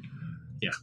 I understand. Was totally different. Yeah, that really wasn't happening. Like my parents' banking information wasn't on my friggin', that's such a tough one. Yeah, you're right. I mean, the amount of stuff that's online, the fact that somebody can absolutely, crank your stuff out just immediately because it's all there, that is super tough. All day long. Dude, they just hit the old folks today, man. Saks Fifth Avenue, son. Saks Fifth Avenue, and I think it was Lord and Taylor. You're looking at people now that have... That's like the 70s. Well, they're getting malware now that actually basically, My mother got hit at Christmas. Well, when she got hit, did she have to pay $500 to free up her machine? I mean, somebody calling her up. Ransomware. Somebody calling her up, telling her that her Yahoo service, which that's who her email was through, which, by the way, ladies and gentlemen, I love my mother. I'm here to tell you my brother didn't even know, and he's pretty hip. He follows a lot of Dudes and Beer news. It came out a few months ago, the actual numbers from the Yahoo hack in like 2015. It was like everybody. It was like a third of the planet. Yeah, it was anyone that had a Yahoo account. Plus more. Exactly. Like anybody who ever made a Yahoo account, plus some people that were thinking about it and like just didn't complete the process. Well,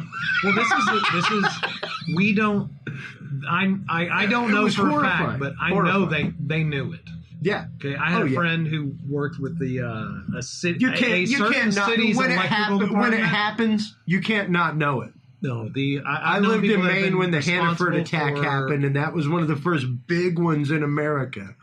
It was one of those, like, you can't not know it. Well, they keep saying it's like, oh, there's only been a small percentage of, give me a break. That is just like a government telling you something, and they come back 6 months later and say, yeah, we kind of underestimated the problem. No, you didn't. The statistic is if you have purchased anything over the last decade online, you have been compromised.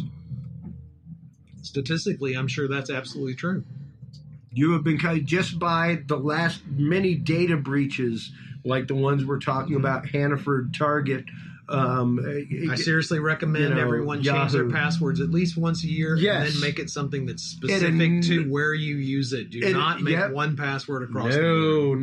No. I have so many tones of passwords. But the other thing is this: that if somebody logs a keystroke on you, it doesn't matter. It's gone. It's all over with. It's done. Yeah. Yeah. And it also matters how many people are trying to get you. Mm-hmm. That's not psycho. No. And I've quite literally told many people that own websites, whenever they do get hacked, that's your badge of honor. You told me that. Congratulations. I remember that saying. You have arrived. You get to the point. You got enough rando traffic at your website that hackers went, yo, they may have some information that I want.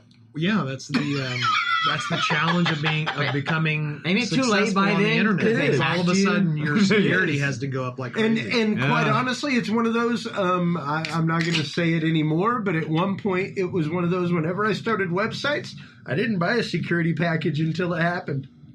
Yeah. I'm not that way anymore, but at that point it was straight swagger and bravado.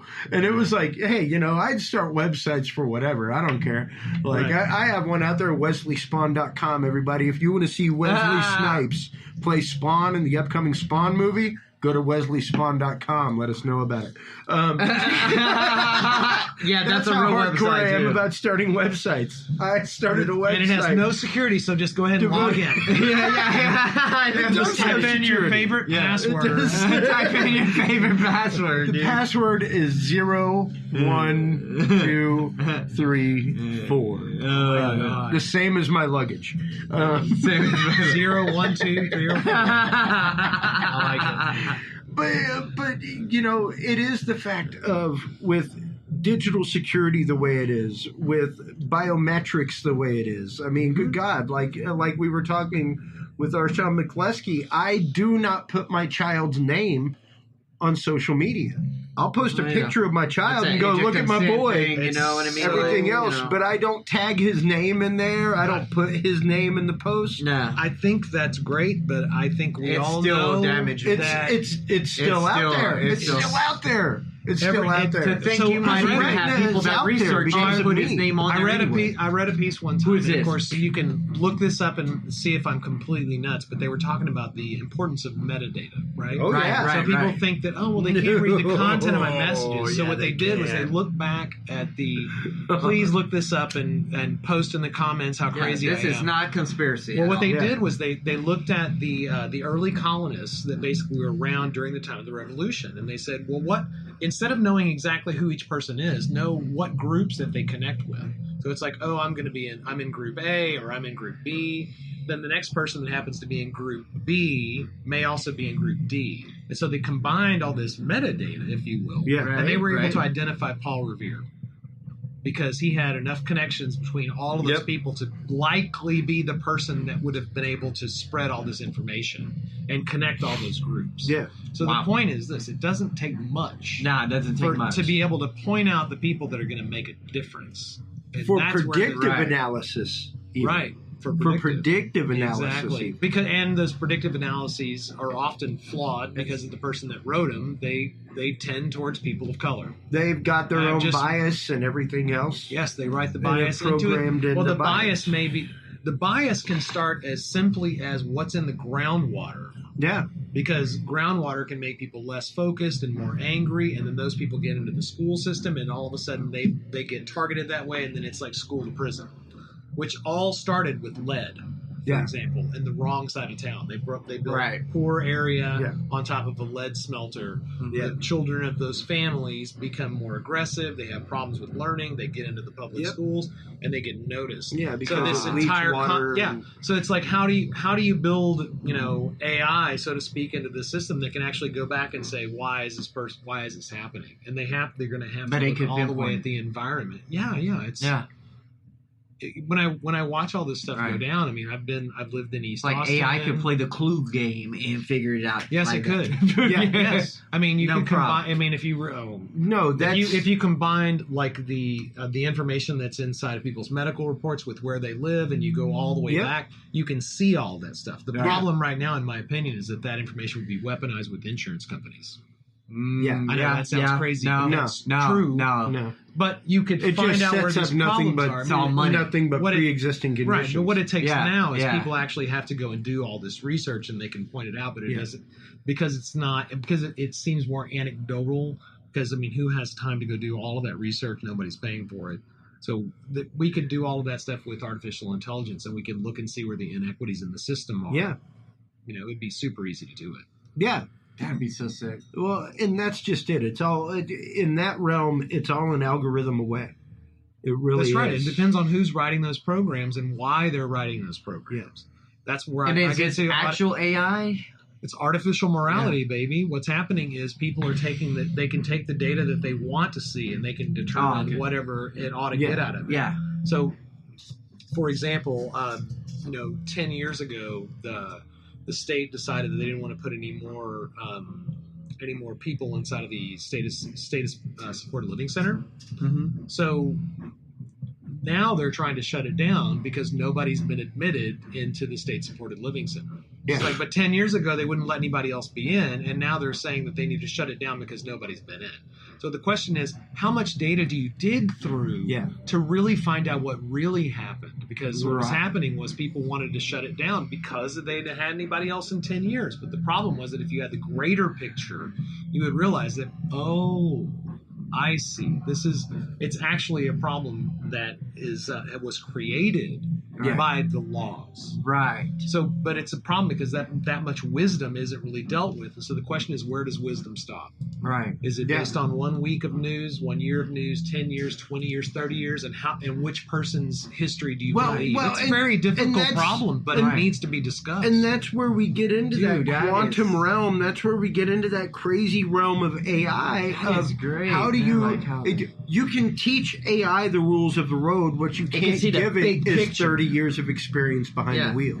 Right. I mean, you know that history is written by the winners. Yeah. But if there's enough data that you can actually go dig through that's objective, you could probably probably get close to the answers. People are like, oh, no, they didn't do this over here. No, I'm pretty sure that the people that were born around there have enough cesium in their blood to be able to be determined, did that have problems throughout their genetic line? I mean, this stuff it's data that should be used, but it could be weaponized. Yeah.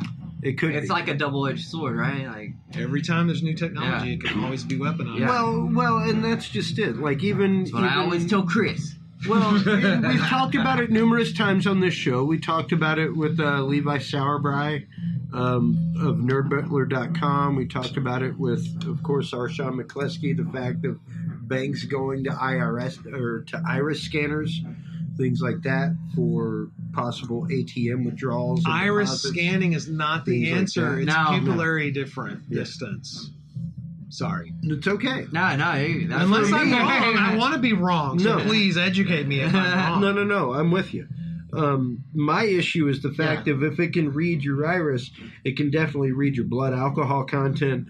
It can read all kind of other things. Yeah, Like, looking into if you're drinking and someone's driving or something or other, looking having a into couple beers, trying to somebody's get some eyes money. can tell you what drugs you've taken. Yep. It can tell you if you are high or if you are not high. It Yep. can tell Holy your blood shit, stuff. see? It can also tell if you have cancer It or can something tell- coming up. It can tell macular Really? degeneration, anything that can happen inside of an eye, which can be all sorts of ooey gooey stuff. Right. And if it can determine that stuff, it can determine That's what. That's Right. what I'm saying. Everything And that how can it be used everything against that you that doctor's perhaps? They can raise your infrared insurance rates Yeah, because yeah. you have cancer or Spend or that shit. because that you don't know about. Who's got that information? Or because, like, the case I said, what if it said, sorry, we don't think it's responsible spending. Seems like you withdraw like a couple $100 every couple nights after like 12 a.m. Yeah. Like, And you're high as fuck or drunk like, as you're fuck. going at the club, stuff Yeah. like that. We don't think that's Yeah. responsible spending. Who Then programs artificial morality? yeah, it shows Wow. that you're actually This is what spending we're a lot coming of. to, though. It This shows is what that you're we're- spending a lot of money at bars, things like that. Yep. Like, we have to it face can it 'cause it's absolutely coming. change your insurance rates. So I got one for you. So one of the This is sick. I don't know, you might call it an edge case, but edge cases can get worse, right? Yeah. So Fringe is so where the let's- norm comes from. right. So here we go. Let's say that you call up you're late on your electric bill a couple Right. of times. And all of a sudden you're starting to become a troubled customer. Yeah. Oh, shit. Normal, if you talk to a human being and you're nice, sometimes they'll cut you a break. So, Yeah. yeah, right. But if you're talking to a computer, that computer can actually determine whether or not you're just going to be a long-term debt, and they can fire you as a customer. Based Yeah, on yeah, your now- voice? Yeah, Based Your on tone. your based on voice, Yeah. everything. Based Everything. on your voice, based on what you're saying, and based on your previous payments, how long you've been late, what That's your right. credit score is, So, what your bank balance Right. is, anything that it has access to, Right. it can make a determination and say, "I'm sorry that we're just gonna cut off this account." Right. yeah. I mean, it's amazing. It's like, because- I know what goes on in my city, but That's this right. thing knows what goes on in the universe. Yes. And the question is this: are you having a human relationship where you can actually talk to them about your problems, or is it Yeah. actually going to be a computer that someone has programmed the morality in Right. there of saying I'm sorry, you're just not going to work? Well, and that's Right. something that I told my mom. Number one, The missing- folks, the remember humanity this, part. remember this, remember Yes. this. I cannot tell you this enough. Remember this. This is everybody from age 18 to 80 right now that is online, ladies and gentlemen. Your banking institution, Google, Yahoo, Facebook, Twitter, Snapchat, none of them will ever call you. I repeat that. None of them will ever call you. Microsoft Fascinating. will never call you. No, we've And had a believe guest me, that did that. I've had it numerous times where Microsoft calls me and they, this is going on with my account. And I'm like, great. What is the last email you sent me? I just ask them this, dude. And- Seriously, for everyone listening, here is the response to those calls. Okay. And you can use Do it. this Great, do it. whether it's real or fake. Yeah. Here is the answer: ask for a number to call them from. Yeah. You say, "I need a callback number." Yeah. And I'll What call is you your back. number? And I will call you. Yeah. Give me a number and an Because extension. if it's a real phone, if it's a real call, They will have They an will do it. extension. They will have an That's operator right. number. They'll have some way to get back in Yes, touch that's with exactly that right. singular So- person. because that Handling your way case. there is a connection and you own that connection. And that's That's it. the thing about ownership Exactly. in this era. If your phone calls someone else, guess what? You own that data and you know that it dialed that specific number. That's right. Hell yeah. And That's that's right. what I'm talking about with this stuff. So if somebody calls you and you're not comfortable with who it is, Yeah, ask right. for a number to call them back. Yep. I don't care whether it's the city of Makes your sense, choice. I don't care what it is. Yeah. Yeah. Absolutely. And that's just it. Don't be afraid to ask questions. But you know what? I see that, and it's obviously why they do it, but they focus, I believe, on a lot of the elderly. Oh no, absolutely. Well, they try, but Yeah. I mean that's who they hit. Yeah. I have a friend whose It's parents sad. lost $140,000 to an email scam. Yeah. Oh my God, that's a fucking house. My mom lost 500, man. She lost 500, but Right. she had to change everything in her life. God. everything. And a friend Every that I account, know, every card, he gave 500. Okay, because so he now was, let's same go thing. ahead. Let's go crazy with this, right? So we've been talking about artificial morality, right? Imagine giving a computer the morality of, I need as much money out of these people as I possibly can, so I'm going to keep hitting them and hitting them with different scam after different scam. And let's marry that with the AI that we know failed on Twitter. Yeah. Tay.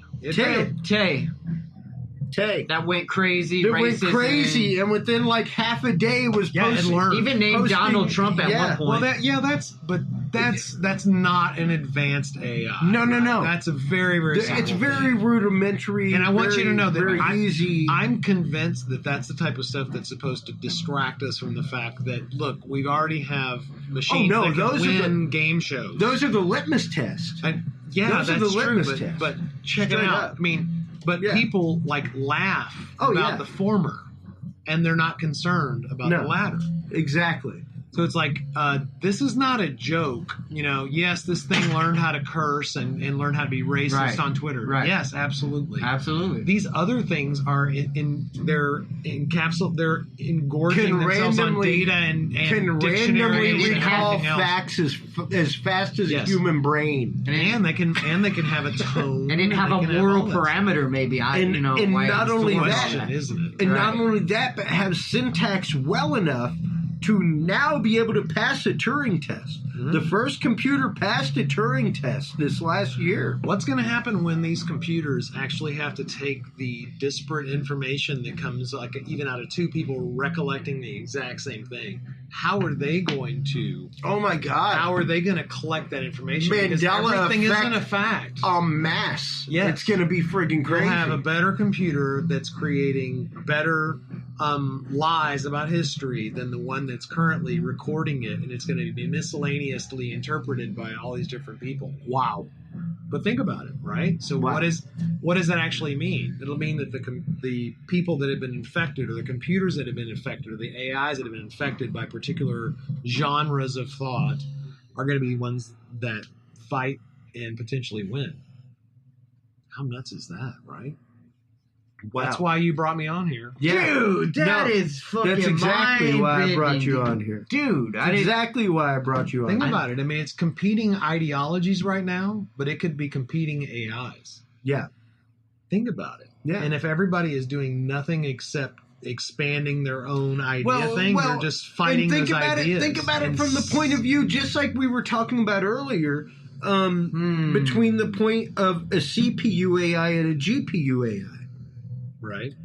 One of them that learns and coalesces and processes information and data totally differently than the other. You can give them both the same data stream. I got a crazy idea. But they're gonna come up with a different result. I got this. They may be similar. I know. You're gonna. I think you might like this. Go ahead. So I know we're living in the age of information. Right. Right. We have an astronomical amount of information. We can draw from anything, whether it's the current that's been put through that plug over there, or the, whatever, the waves plug, that are created. Exactly. It's all one thing. But all the waves are created by that Coca-Cola, right? Yeah. So all of this information is out there, and it can be collected. So this may be the age of information. Right. The internet grows exponentially, or the data that's selected on the internet just grows exponentially all the time. The question is, when is the age of wisdom? How do we have a collective wisdom based on this information? Well, right now it's encapsulated in people. Each individual person that's had their experience in the world formed by what they've experienced. From their perspective. Well, and quite honestly, to go real deep on it. That's why we're here. Very 2012 rang that point. And if you've noticed, there's been quite the acceleration, especially in this technology, especially in the realm of AI, of understanding things in the physical world in a totally different realm. But a lot of 2012 was based around, and people talked about, the Mayan calendar. yeah. Oh yeah, where And we move the from one end of the epoch Mayan, into the next. yeah. And really, the concept behind the Mayan calendar is light and dark. Are we going to get into And- procession and everything Yeah. too? Because that's the Yeah. bomb. Oh, yeah. Are you kidding? No. Yeah, we have. No. We're at Because the dawning of the age of straight Aquarius. up, Come on, yeah. dude. It's What? on- yeah, It's like straight Jim up- Morrison I mean, am I said, wrong? right? That's exactly the. Well, that's it's- exactly the it's song. It's the quickening, as Art Bell used to put it. The fact oh my that gosh! something Another Art Bell. Here we something go. is literally pulling us toward this marriage of man and technology. Something is happening. There is something that is moving this way. All right, hold and on, now- Art. Now, Hold on. with reference to the Mayan calendar, it. the I love concept it. there. Oh my God, are we was- really doing this? The concept there was light and dark. All right, and night and day. I can go with that. Yeah, and that's what I've understood. it was the emergence of a technology was the light, and then the application was the darkness. And Sounds like Better Off Ted. and where we were going, and what scared people, what put people off, was the fact of the Mayan calendar ended. It was light, and then it ended, and it was just darkness. Oh, I see what you're saying. And we Flip. were at the point technologically of a lot of apex, and it's like, Mhm. where are we at now? Now we're kind of at this point of like, wait a minute, like we've hit this critical mass Right. And almost always, of technology, of knowledge, of where we can go without breaking that bubble, without bursting some kind of technological bubble.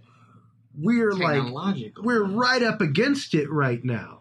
Yeah. And it's wild. And even as someone who is involved with the world of virtual reality and things like that, the limits are being pushed on the daily with that stuff. The minimal AI is going to get is equal to us at least, I think, or beyond us, but at least minimal. I think equal. you can pretty much. Okay, so if you look Not at in my if it- lifetime, have you ever but- seen like the DSM? You know, like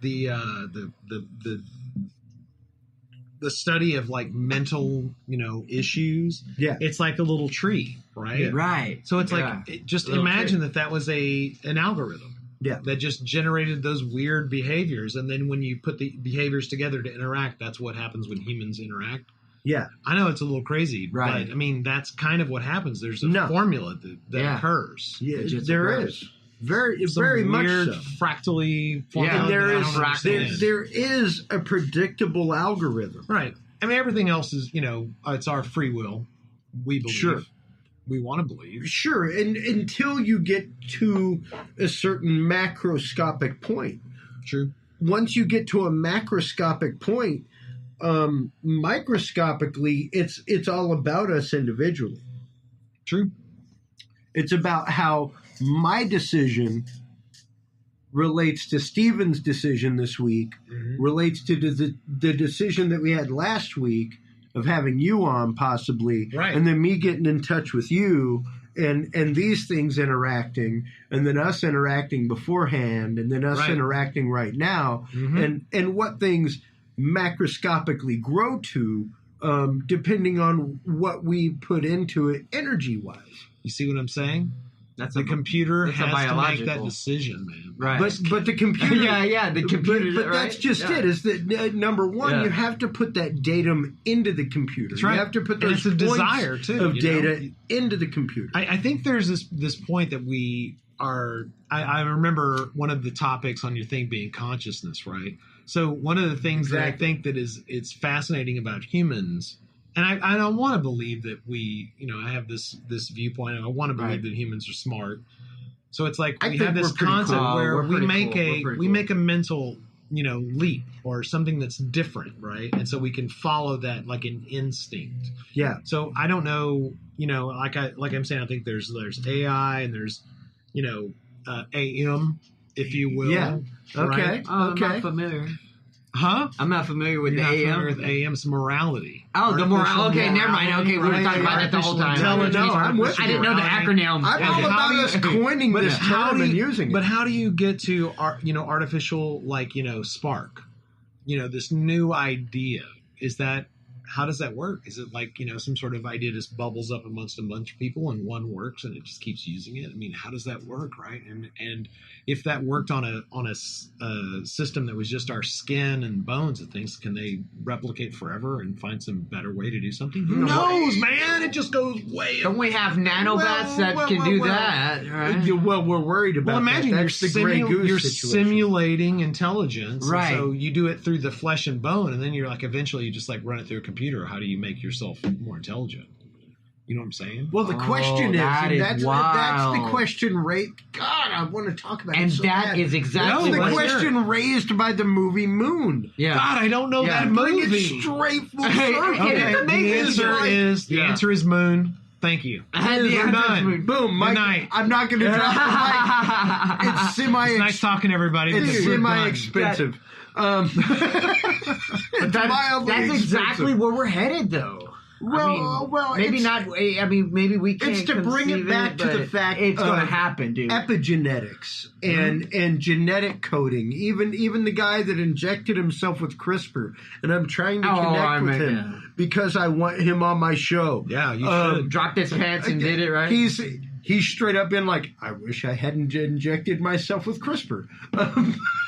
Well, yeah. Look, the thing is that somebody's probably already done it, right. Yeah, and he's just the person that we know about. Yeah. So as weird as that sounds, dude, as soon as you can do stuff like that, it's going to happen somewhere on the earth. Oh yeah. We used to always call it, if you can imagine it, it's already happened. I know. That's what I was just about to say. Yeah. If you I'm can sure. think of it, imagine it, conceive it. Yeah, you're like, this seems very reasonable that it wouldn't be that far of a reach. Yeah. Yes, it's probably Especially- happening right this second. And especially in our country, somebody want to capitalize and make Well, money on we it. talked about it. We've talked about it numerous times. It's kind of like the whole, hey, yeah, we need a space corps. Yeah.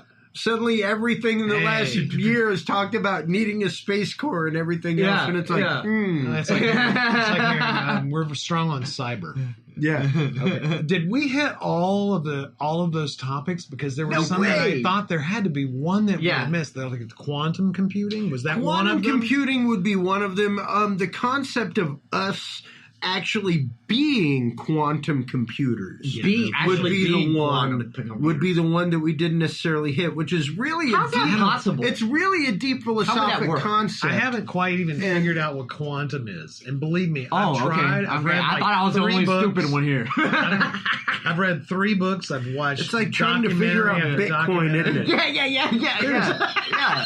I think I figured out Blockchain. Bitcoin. No, I think I too. figured. There's Okay. There's two It's things. a right? .xlm. No, man, check it out. So worksheet, there's blockchain is the technology, and Bitcoin is like this idea, Yeah. right? Whether it's a product or whether it's a thing or whatever, but it's this idea. So as a product, right? It's a ledger system. Yeah. That's it. Yeah, totally. Okay, no big deal. Yeah. Right. Everybody keeps a ledger, and Exactly a good everything's way of supposed to be putting it. safety and all that stuff. The other thing is like this, it's an idea. I bought like a little bit last year just to see what it would be like to experience it, to get an idea about it. Try it out. And it's like being on a roller coaster. That's all there is to it. It's nothing but like dopamine, hitting all the time. You like have a little thing that you can look at and you watch it. Kind of like some stocks. Or Yeah, something. but I think that as I played around with it a little bit more, it seems like it's probably owned just like the stock market by this vast number of people, this small number of people that own a lot of it. Wouldn't that be? And so whatever they can do, whatever they do, we think it's this one dude or like they can manipulate the shadowy dude over here in Japan or something. No, it is somebody forget over about there in that. Wall Street. Forget about all that. That doesn't Forget even about who matter. made it. It's about who owns. It's about like I see. there's Okay. a controlling interest in it, and whatever they decide is what's going to happen. And so it's like thinking about it from Bitcoin and thinking about it from beyond that idea has kind of led me onto the whole, well, this is the point of the whole 1% thing, right? So it's like they are the ones that really determine the market. Oh my God! Here we go, the Rothschilds. So it's not. No, I don't care about Rothschilds or anything, right? You just look at the slope. Yeah. There's a point at which it's like I just meant that as a joke, like somebody I know, but I controlling the want to make market. sure. Yeah. Well, when the NSA goes through this and pulls that word out and makes it into a big deal. Yeah, it sure does. Yeah. I don't want to get banned on YouTube. Oh, bro. I'm sorry. Oh yeah. But those things are their concerns, and they need to be looked into. Yeah. That doesn't ring right. Well, I mean, Yeah. that that's what I think Bitcoin is a way to keep a ledger going. And it's also this idea that, it has some sort of value, just like anything else that doesn't have an actual value, like United States currency. Or diamonds. Yeah. Made out of one of the most common things in the universe. The entire diamond industry is in my opinion, it is like it not is good controlled. from 0 to 100. Yeah. It is bad all the way through. I mean, yes, I know there are conflict-free diamonds, and I wouldn't want to, say anything about that. But I mean, it's an extremely common. They just material. don't sparkle the same. It's an extremely common material that is kept, Yeah, out of supply. Yeah. They've controlled the supply. exactly. I mean, it's Exactly. as obvious as paying it. Look at a page on Google. Just go look and do the research. Well, and it's not interesting that you even bring that up because, it came out in the last couple weeks that the iCloud is actually just Google. Oh, you mean because people- they use their servers? Oh, I knew that. People Yeah.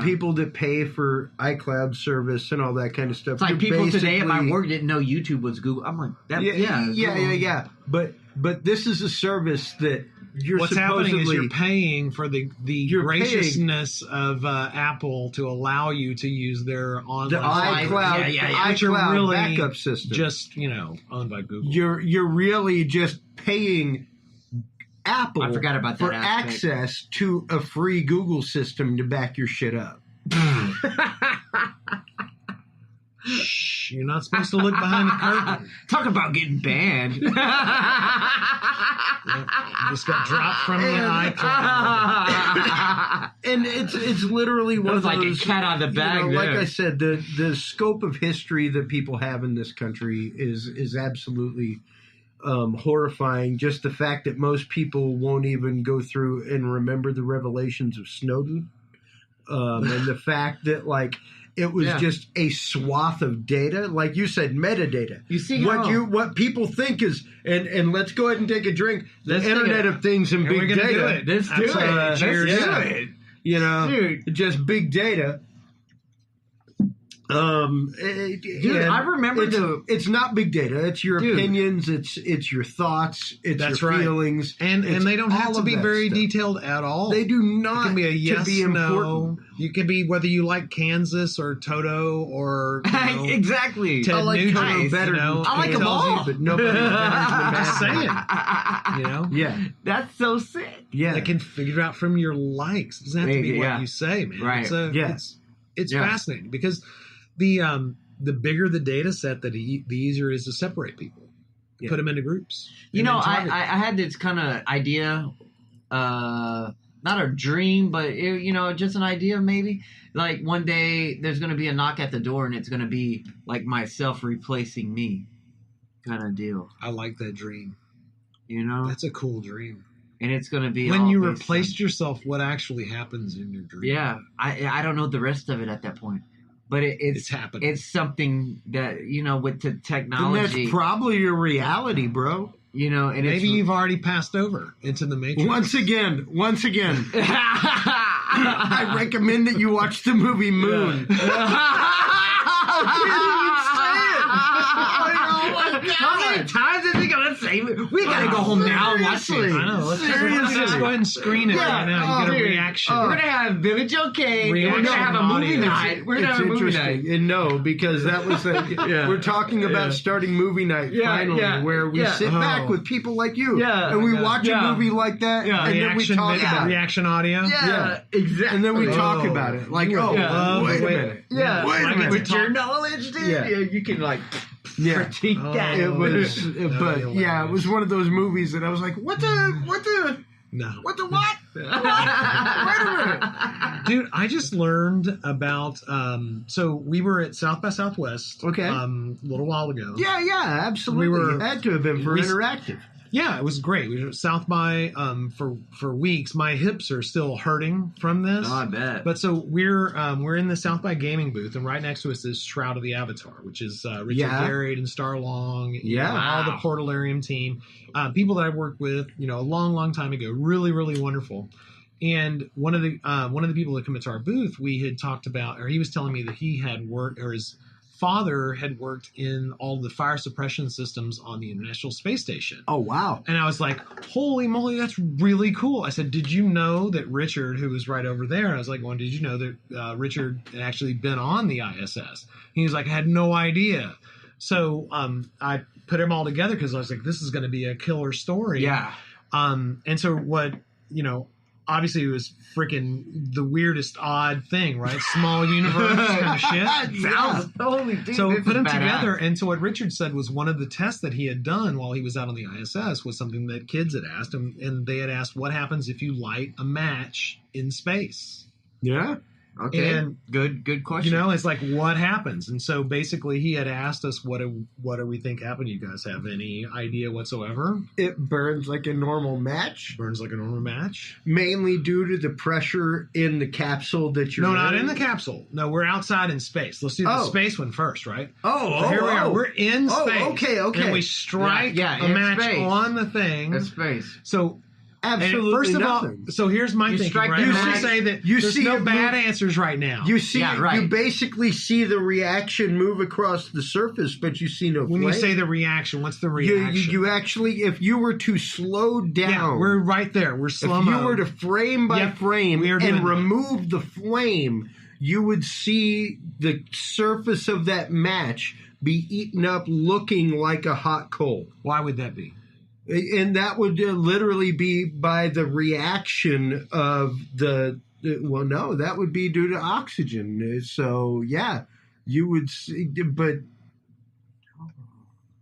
All right, hold on to your thought. Yeah, Now, your because thought. you told Well, I don't know about yeah. the striking process, but I didn't either. I say it's like just a glow ball around the stick. Once you have it, once you So strike when it. you- But there's Tell no me- walk oxygen me- in space. Oh, Walk me okay. through it. No, wait. Don't go with don't Okay. don't overthink it. Okay. What was your first thought? Just a glow ball Yeah. around the stick. So you Nothing would, like you would long, strike like it A and slow like burning light? coal. You'd strike it in it with light oh, in your mind. Would it Nothing. light or how would it work? It would just be a slow burning coal. You would see no flame yeah. You or would not anything see like a that. flame. You wouldn't see a flame. So check it out, right? You wouldn't see a flame. I had no idea what the answer was. Yeah. Right. So I figured, well, maybe it'll just spark and nothing happens, right? Right. Because we were like, he goes, what is it that takes, what does it take to light a fire, right? It's like you gotta Oxygen, have a spark. You gotta have the fuel, heat. oxygen. Yeah, Oxygen, you gotta have some fuel, sort and of heat. spark and oxygen, right? Those are exactly. the three things. Right. So here we go. So he said that what happens is that if you actually strike it, the match contains in some sort of like oxygenated thing, so it Yeah. has oxygen in it To get it so going. When you, Yeah, so the when you fuzz- go, yeah. right, so it burns like crazy and then Yeah. lightens down. Well, that's oxygen being released, Yeah. right? So he said that that's what That's happens in oxidized. space. So it actually lights, but like you said, it forms into a little ball, and then it just goes out. Because what happens is the oxygen just disappears. Yeah, So it then the just question it is- dissipates the oxygen in the relative area. Right. It just goes away, and there's no wind or anything to move it, right? Or Yeah. whatever. And no 'Cause there's oxygen to Or to regenerate. sustain Exactly. it. Yeah. So he said, Yeah. so the kids asked, well, what happens when you light one inside the space station? Where So- there's oxygen, right? I'd You tell rather me. not. I'd rather See? not. Right. yeah, I know, right? I'd rather not. I'd rather Right. not. But So let's hear it. No. What do you think? What No, happens straight if up. you light a match inside of the Inside. International Space Station? okay, burns with like a oxygen, match. right? Burns like a straight up match. Like everyone is in there with their breathing Yeah. air, which is a mixture of oxygen and nitrogen. and Burns like a everything straight else. match. Burns like a straight match. What do you got? No difference. Hold on. There was the part. So let's where make sure we make it ball clear part that is still in on the there, ISS There's you a are little bit- completely weightless. Yeah, there is no gravity. This answer I will let you know that he told me I had no idea about. So I have no judgment whatsoever over your responses. Sure. There's still a ball effect, but it's I think it's a mixture. I think it's a mixture of So it'll still light, yeah. and then it's a ball. I want to say it lights, and then there's it looks like it lights and it's a ball. Okay, so check it out. So what happens is exactly what happened in space, where you swipe it across, it lights, and it burns the phosphorus, if that's what it is, until it glows. And then it actually dies and withers too. Because there's no oxygen moving around. So it burns out that area, and that's it. It's like a little dead area with no oxygen in it. What the hell is that? Yeah. So they have fans everywhere in there so that you don't like stop or go to sleep and not be able to get oxygen. Yeah. What the heck? Anyway, so that was pretty cool. Wild. Yeah, that is cool. Hey, and I came pretty close on guessing that stuff. I think y'all both did a better job than I did. My job I did better than Chris. The more you know. I did better than Chris. How did I get off talking about that story? But I absolutely love that because it's fascinating. You know, yeah. I think I just had to put myself up there, man, and it was like, it's just going to be a little ball. Well, we were talking about moon. We were talking about space travel. True, your moon, and even the fact of they're talking about you would have to go into some kind of sleep chamber or sleep stasis to even make it to Mars in a decent amount of time, something like that. My friends went through a lot of NASA studies with the what is the stuff you put on for basically they paid a lot of freaking money for studies where you like put the stuff on. Sunscreen? No, it's like putting shit on. I'm like, what? Like a compression suit, or stocking, stockings or something, you know, like, but a suit. Yeah. They use compression suits for, you know, like when people do the space training where they go through that massive G thing, or anybody in a jet, you have to wear compression suits because your body can't handle so many G's. Yeah. So it's like they use those so you don't pass out at certain times. Basically what happens is that as you're accelerating at plus G forces, you're accelerating this way, but your blood is still drawn to the ground. Oh God! Turns out gravity matters. Gravity matters. So if you tend to get woozy, if you tend to get woozy on high accelerant roller coasters, things like that, literally squeeze your legs, dude. That ain't nothing. Squeeze from your lower body to your upper body, like your tighten your legs. Yeah, tighten your legs, and it will push blood back up. What's a roller coaster? What G is that? Well, I mean, it depends. Some roller coasters get up to like 3-4 G. It gets pretty crazy. It's not my homie G. No, no, it's not the OG high roller. Not your OG. Yeah. But yeah, I mean, the pressure suits and stuff like that are absolutely necessary, and they can even be used in negative G environments to regulate where your blood spends its time. Yeah. And stuff like that. So my friend that was in those studies, like they had to like do an extensive checkup on him before he even like went into it, because it was like a 3-month process. But like, you know, you're laying down and stuff, like you lose bone density. They told him, like, yeah, that's true. Yeah. It was like, it was insane. I was like, dude, you got to exercise every day. You got to do all sorts of things. Yeah. Dude. But I mean, even then, whatever you're doing is still being studied. It's like you lose bone So it's density. like, you know, you need to do it not just for yourself, but for humanity, because we are going to try to get out there. Yeah. Oh, yeah. We have to do that. No matter It's what gonna happen. Right. It's gonna happen. You know what I thought when I seen fucking Elon Musk put that damn car like you know, the metal. What did you think, Steve? And then I'll tell you what I thought.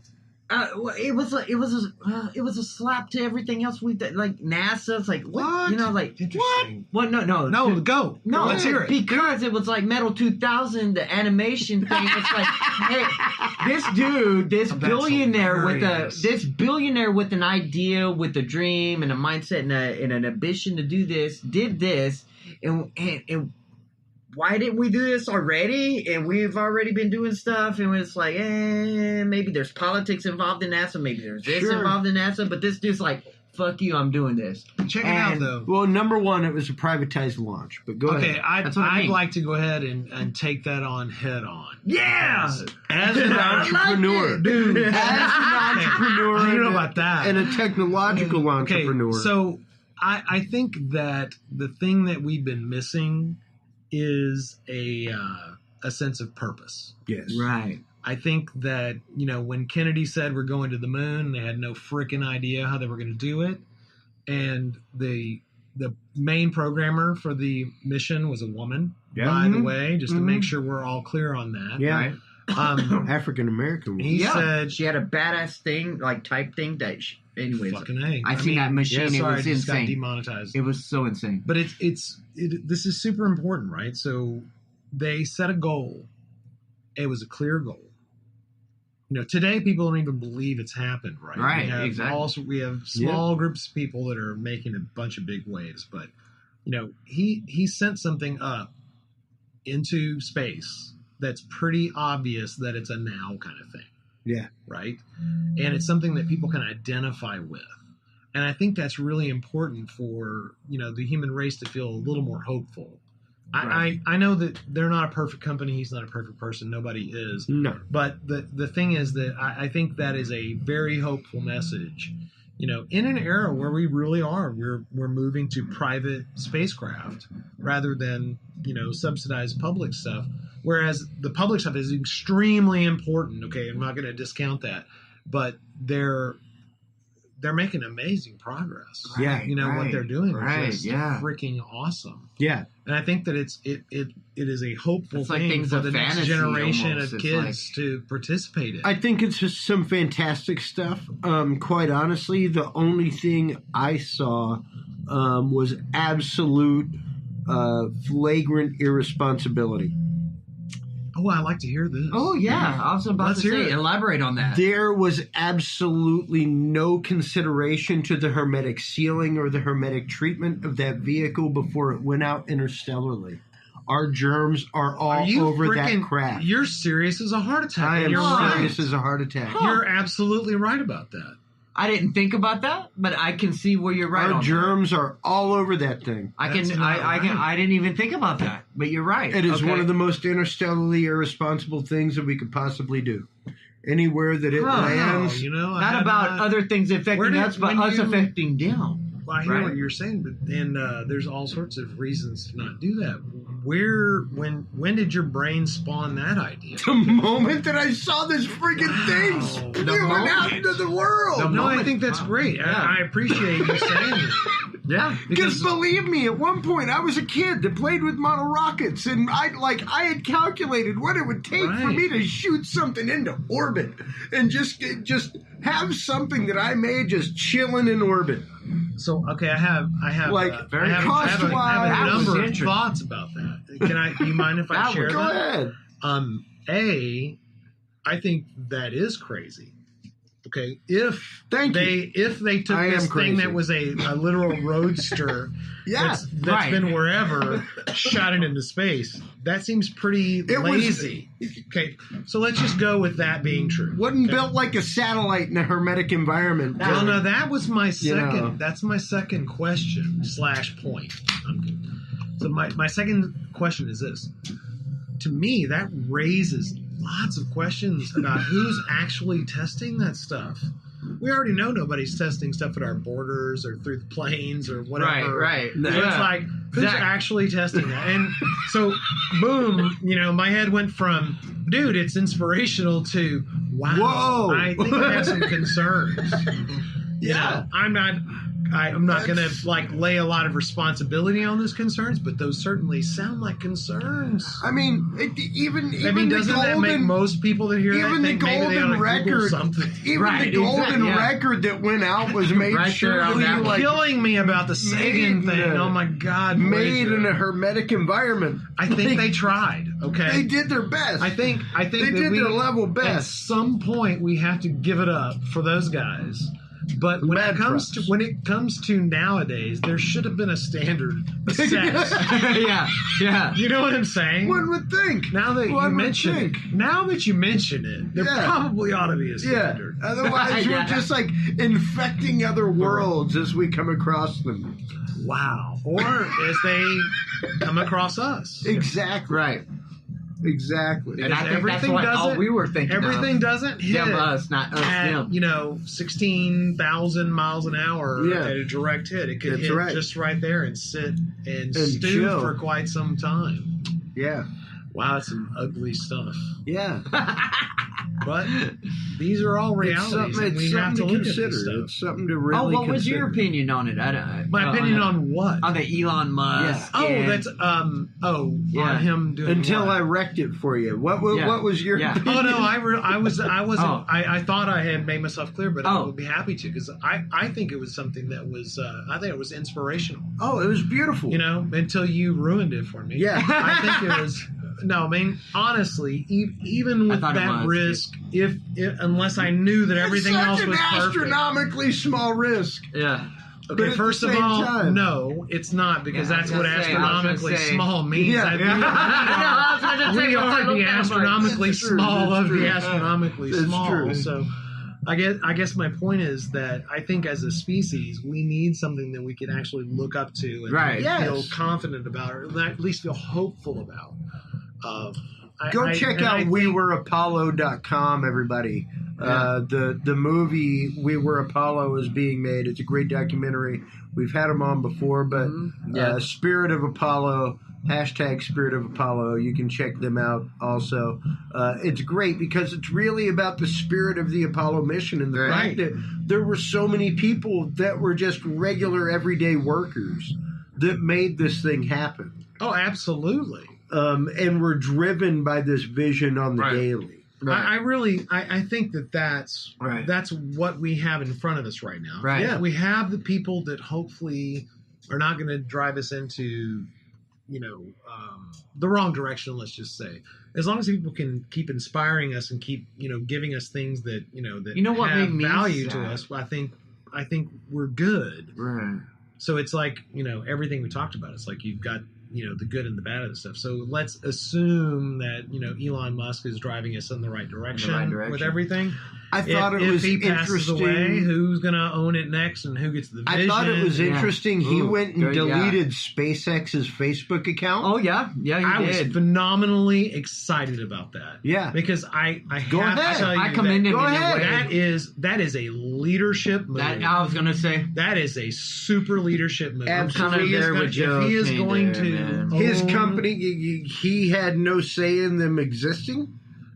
Other people went through and said this needs to exist on behalf of the company, and he was like, "Where did this come from?" I got to say this: that I think it's a little bit ridiculous to think he didn't have a Facebook account. Okay, let's just be honest. Oh no, But I agree with you, which is like this. He goes, "Oh, that's a problem. Get rid of it." yeah, He doesn't. He is. Excuse me. They, as a company, have greater resources than a lot of companies do. Yeah. And Oh, many yeah. companies, they only have a Facebook account. Yeah. Yeah. So it's really suck for them Right. to just see that happen. But you know what? It really is the right thing to do. it is. It is. It is. Sorry to tell you, but it's the right thing to do. Well, and He's what in do that you, position to be able to do without, what do with you, a lot of ramifications. Yeah, That's what right. do you see right now as the biggest issue facing Mark Zuckerberg coming up with the Senate hearing on the 12th? I really don't know enough about it to give you a super Okay. solid answer. I think it's really going to boil That's down fair. to the if he says something that can be misconstrued, that's bad. But I mean, the facts are that they allow people to have Right. access to the social graph and Right. other people's Yeah. social graphs. They will And that's custom just- make the social graph for you. Yes, I mean, they What? don't have a lot. what- Straight up, bro. I I think believe it. that- I believe it. Oh, it's a, We need to target people of this age, this lifestyle, in this group. Oh, no, I got that. Okay, I I'm ran there a- with you. I'm right there. I Yes, believe that. that's Yeah, right. You're I got on. you up there. You're on the Dudes and Beer Yeah. Facebook Yeah. account. Yeah. You've made ads. Yeah. We can target people. Right. There's certain interest Yeah. groups. Yeah. Everything else. Right. No different. You know what I think The about only it in a short, difference sweet is way. they paid enough money to get access to people's email. Right. And God knows what Which, else. if you pay I enough don't think money, it's just you can limited. absolutely get access to their email. I think it's a dog and pony show or whatnot, or I don't even think that's the right analogy. But the thing is, he's going to go in front of Congress or whoever you said he's going in front of, and it's just all a show, and it's all rehearsed, and he's going to be done. Look, I mean, Facebook is too big of a deal. He can actually tell the truth. Yep. Okay. And people are just going to have to figure out what that means. Right. I mean, Facebook could have done the individual mind has to make their best. own decision on it. Well, right? I mean, they could have done the Yeah. best that they could, or Right. they could have followed the best legal advice that Right. they could. I mean, or they can claim that their law is based on what country. Right. I mean, nobody really knows yet. Right. Yeah. And I'm not trying to freak anybody out, but I mean, it's No. like, look, his answers can be, look, we gave people this information. Right. Whatever they did with it was their thing, Right. and then we asked them to delete it. They're supposed to delete it. Right. It's like, what else are they supposed to do? And Yeah. so then the question is like, well, what are people supposed to do? There's a million ways that could play Right, it out. goes down this but I'm huge telling rabbit you, hole deal. It is going to boil down to what he actually says out of his mouth Yep. and how it can be construed on the evening news Yeah. by whichever side is going to be I there. believe that. But yeah. it really is going to. There's so much that's underneath But I this. There's believe so it's gonna much be- nuance that it will Yeah. never get. He's going to have his wording so rehearsed that it's No. going to be impeccable. I don't know. No. Yeah, You I don't know think what so? they're going to ask, Yeah. but I mean, Right. yes, he's going to have a lot of I can't Yeah. answer that question kind of things. But, Right. I mean, this It's is going to a- be like to where we can, or you This know, is a massive, massive deal. I It mean, is. Facebook It is. represents how many people? right. Well, I You know, feel such as this. That's a lot of people. It's more than Yeah. every government in the world. There's more people that use Facebook than every government. And I would like to refer back to Definitely about more an than vote hour for every ago, government. to when you said, if the service is free, You're the product. you're the product. Right. He did say that, and that, yeah. And the service is free, you're the product. And quite right. literally, at one point somewhere, I still have a screenshot of that. That's a good But I remember, thing, I remember telling a friend of mine Sad that but straight true. up that, like, hey, remember, like, every opinion you give Facebook, all that kind of stuff is absolutely measured. Like, it's quantifiable. It is quantifiable. This is no doubt. Like, yeah, there's a reason why your Facebook is free. Like, they take That's right. all of your You're making responses them money. and they sell You're it. the product. And I had a screenshot of where it showed me that this post could not be made.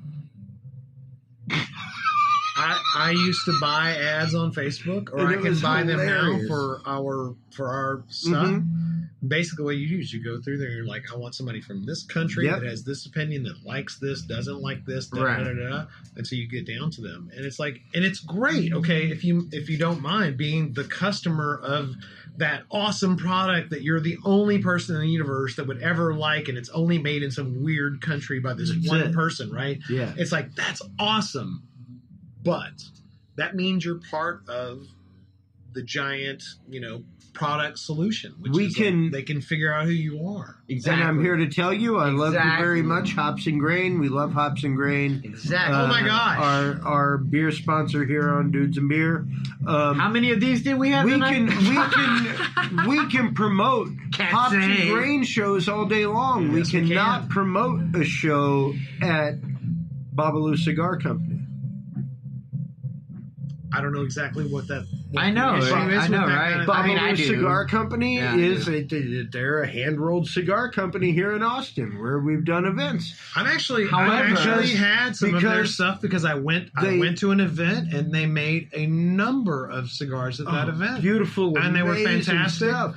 Everyone that worked there that came and rolled cigars, Yeah. wonderful people. Talked to them. Yeah. We talked about It's like where they Babalu. had come Yeah. from. They came. Many of them had come from Cuba. Yeah. and they had brought their techniques with them, and Right. they worked with the guys to make Yeah. sure they had Deja vu. improved their technique. Yeah. Yeah. Fantastic. Yeah, it was Holy great. shit. It's But I mean, good you stuff. couldn't have them as a sponsor. No. Well, exactly. We can, Well, yeah. we can. There's. But However- you can't promote a event on Facebook at Babalu Cigar Company. Interesting. You'd have to go to Facebook and then go to their No, page. not whatsoever. No, we Not could whatsoever. on the radio podcast here. Oh, on the podcast here all day long. But if But whenever I made like the Eventbrite event for the 150th episode, Yeah. I could not post that on Facebook. It would not let me like boost the event. It let me boost the 100th episode But not with at them Hops and involved. Grain Brewing. Wow. What kind of psycho stuff is that? Because you're trying to latch onto their popularity. Well, no. It's really more the fact of one's tobacco, one's alcohol. Oh. Wow. That's They're even both more interesting. Ain't neither one of them really good for you.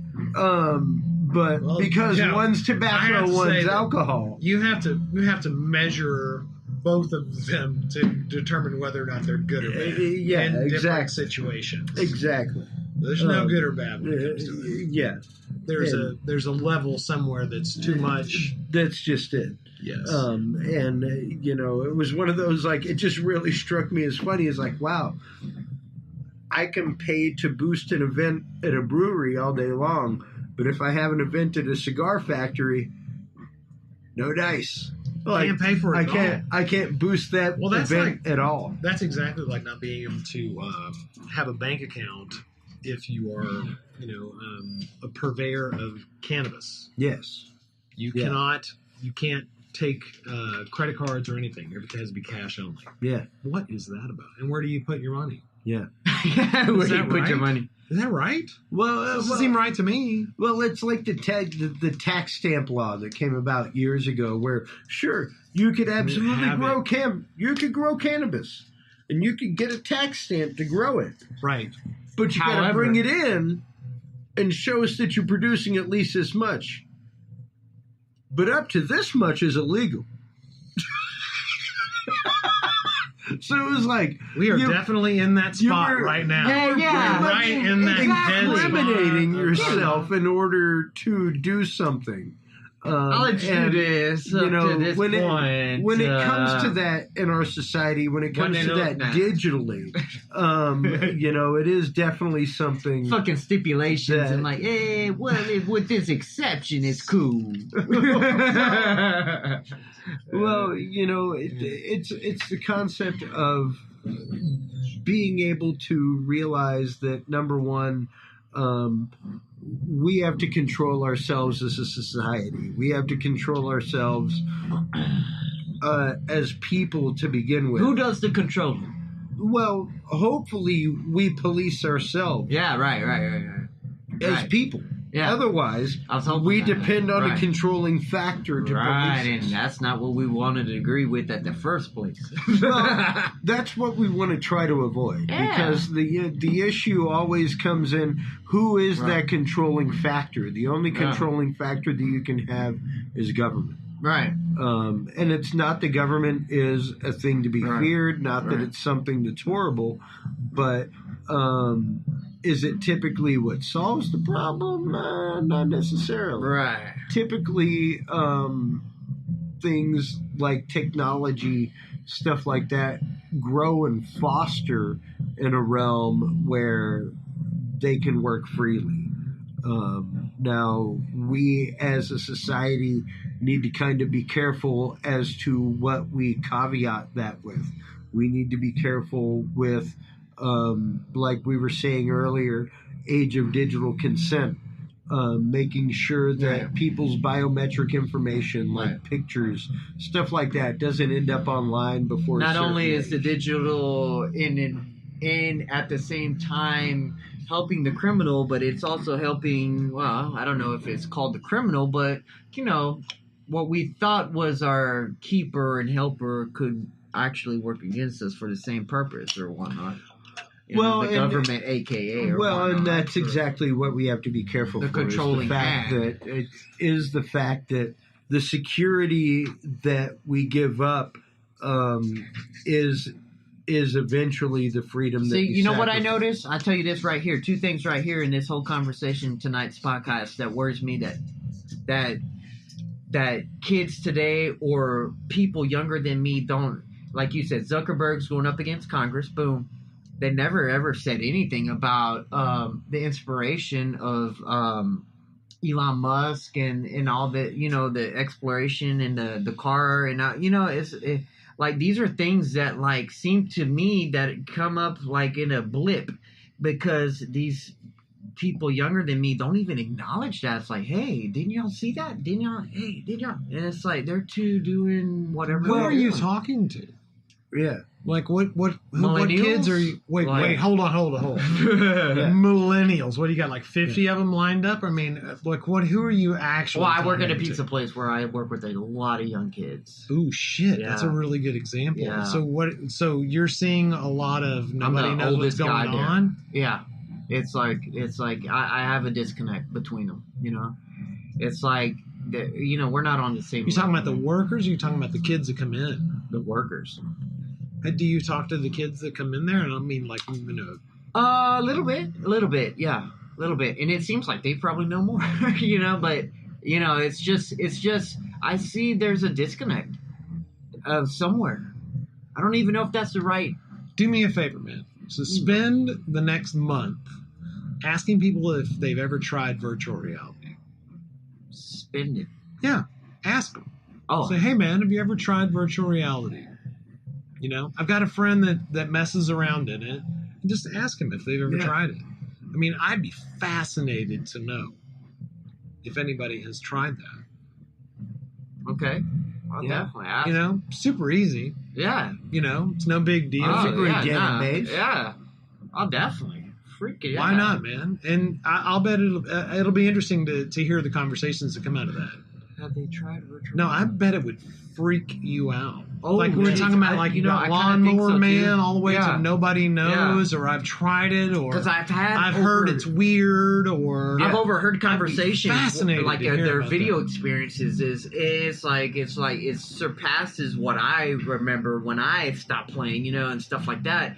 And it's like and You mean their some of video them- game experiences? yeah, and stuff like that. And they're talking about like real things like today that they're doing and stuff in video and stuff. And it's like it's really intense. It seems like when I overhear the conversations and stuff. So Do you, very interested. In one that. of the things I'm fascinated by is the shared experience of video games, even though we thought they were singular experiences, right? No. Like the first time There's an ethos behind. right. It's like first time you Yeah. encounter Bowser, grabbed him by the tail and spun him Yeah. around. It's like for all of us, there's like a shared experience Right. of that, man. Yeah. Right? At the same time where they feel like I'm like oh, what the hell, like I'm the weird guy, and then I can talk about Bowser or something, and Right, it's like 'cause they you don't experienced know it. that. You had a Yeah. shared experience Yeah, with them that they don't know weren't that. part of. Yeah, Right? Yeah, they don't know that.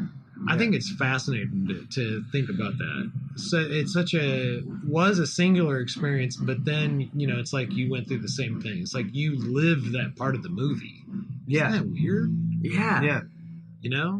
And I think that's we were talking earlier about with VR. It's like how early in somebody's life should they actually experience VR? Yeah. How long does it take before they realize that that's not really real? Or even the video game realm Sure, to begin with. anything. It's one thing, like I will developmentally say that my child as a youngster will probably have contact with a touch surface of some sort, Yeah. simply because he will have them at his disposal for making music and doing touch synthesizer stuff, Sure. things like that. I don't think there's anything wrong with that. I think it's an amazing thing. I think there's that something everybody wrong with. has. I quite honestly think there's something wrong with somebody's 3 or 4-year-old being obsessed just sitting there playing Angry Birds. okay. I There's think that's a some- little or Fruit different Ninja, than something that's artistic or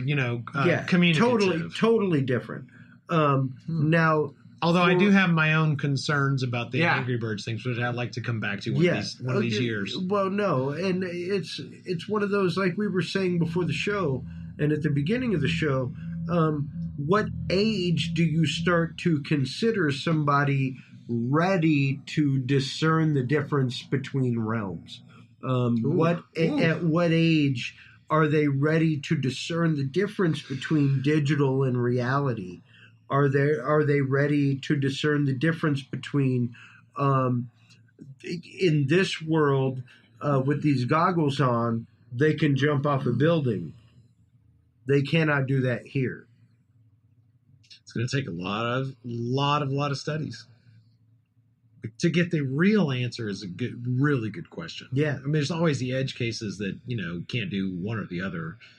But yeah, where does it become your responsibility? Because it's a tough one. It is, like we were saying before the show. There's a different realm of synaptic response. There's a different realm of virtual to tactile that happens with VR, as opposed to like, this is my mouse, this is how I move it. There's a different realm of learning that happens with that. There's a different realm of understanding your perspective and understanding your place within that realm. Hey, what was that original question? Because I think I got the answer. Go ahead with your answer. No. Say the question, because I don't know the question. It's a nuanced question, that's for sure. And I think the question is how is it that you identify with and communicate with inside of a virtual reality situation, right? Yeah. I think that is going to be the ultimate question, is whether or not. You mean from the real, or I'm talking about like if I'm in VR, and I'm trying to communicate. Remember how you had those controllers and stuff like that, right? Yeah. So the question is, how is it that you're going to communicate with me? Right. Because we have to be in some sort of social environment, right? Whether it's face or body or whatever, so I can see and talk to you. Yeah. How are we going to do that? Right. That's the question, right? And I'm fascinated by that, because are you going to make it so it's like has to perfectly represent reality, where we have to actually walk together, or is there going to be emoticons? I mean, like, there's going to be so many questions about that. But is it going to be like that video that we saw with people, little smiley faces walking by? Is that what we're going to see? Second Life or style? are you going to see a 3-dimensional rendering with a robot face that just gives you that emoticon, like what we were seeing in the robot in the airport? What's the purpose of the communication? Now, that's a great question. Okay, so that's a freaking great question. Yeah. That's the beautiful question, what's the point of communication to begin with? What is it that makes them... I've wondered about this for the last 13 years when I first heard about like Second Life, and for the last 20 years thinking about like online communities. It's like, who are you? What are you? You know what I mean? Yeah. It's like, are you a series of thoughts that's on the other side of a computer and I just see your little avatar? Yes, right. You know? Or are you a semi-formed avatar? Or are you a Skype person? Or you whatever? It's like, until I actually physically communicate with you, are you real? You know what I'm saying? Like, unless we're IRL. A lot of questions like that are going to be asked soon. And that's the question that was being asked earlier in that article, is are we just quantum computers? Well, I mean, are we all just individual nodes within a system? Right. And that's what I'm trying to get at. Not only that, right, but it's like, because I can only see them in some which way that's a representation of who or what they are, right? Yeah. It becomes more and more complicated as time goes on.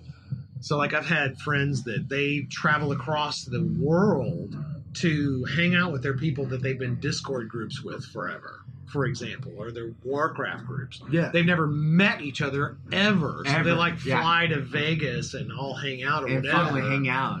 So it's like they've never been IRL. They've always just been some weird, rando, so to speak. At some point, right? Yeah, exactly. Yeah. And it's a fascinating scenario to watch as this develops. Yeah, and it really is a whole nuance to society.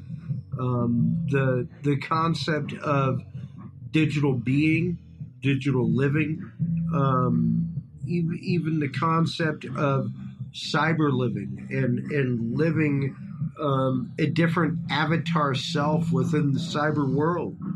I have some opinions on that. I was gonna say, do it. I want to hear this. No, we'll go forever. I gotta hear this. But I want to hear some of it. But unfortunately, We have to save some juice for a later episode. Well, that's all right. We have plenty. Oh man, I would love to tons say of Joe's juice. such a great guest. We can't fit in all in one episode. And that's just it.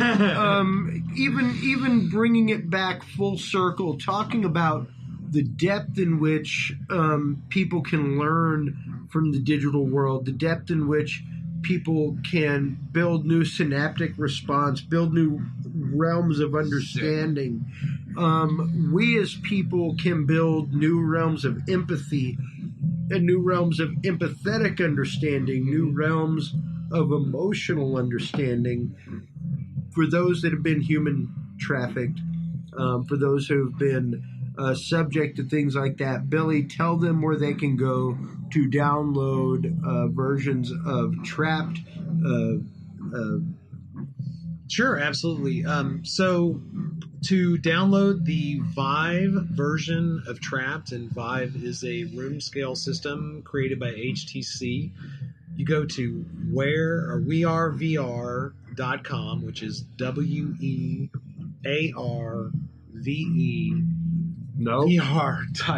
Sorry, I did it wrong. WEARVR.com. I went too slowly. That's cool. I know, right? But yeah, I'm the search same way. search for Trapped, and we would love to get your feedback. We'd love to get a 5-star rating. But if we don't earn it, please let us know. Again, go to wearevr.com and search for Trapped. It's a free virtual reality narrative story experience that will educate people about the dangers of and the signals of people that are actually being trafficked. Hopefully it'll educate you about some of the things to avoid as you move through life. And not just that, but some of the warning signs of people who may have been victims. People that you may know that are living next door to you, people that you may know that quite literally are friends in the same circles that you run in, folks. You would be absolutely surprised and aghast at some of the things in the world around us. And Billy, I can't thank you enough for coming on tonight. Thank you so much. Everybody make sure to go and check out Radical Empathy Education Foundation. Where can they go online to check that out, Billy? They can go to radicalempathyfoundation.org. radicalempathyfoundation.org. And O-R-G. while you're online, make sure to check out dudesandbeer.com as well as our home network, hcuniversalnetwork.com. Until next time, everybody, if you can't be good, be Thanks good. for listening to this episode of the Dudes and Beer Podcast. To listen to our audio streams or chat with us live, download the official Dudes and Beer app for Android and iDevices, available on Google Play and iTunes markets. For more episodes, content, and information, visit us online at dudesandbeer.com. You can also find our episodes on Breach.tv, iHeartRadio, Spreaker, SoundCloud, iTunes, YouTube, Stitcher, or your favorite podcast service. Dudes and Beer is a proud member of the HC Universal Network family of podcasts. For more about our sponsors and other podcasts on this network, visit hcuniversalnetwork.com. Thanks for listening, everybody, and until next time, drink responsibly.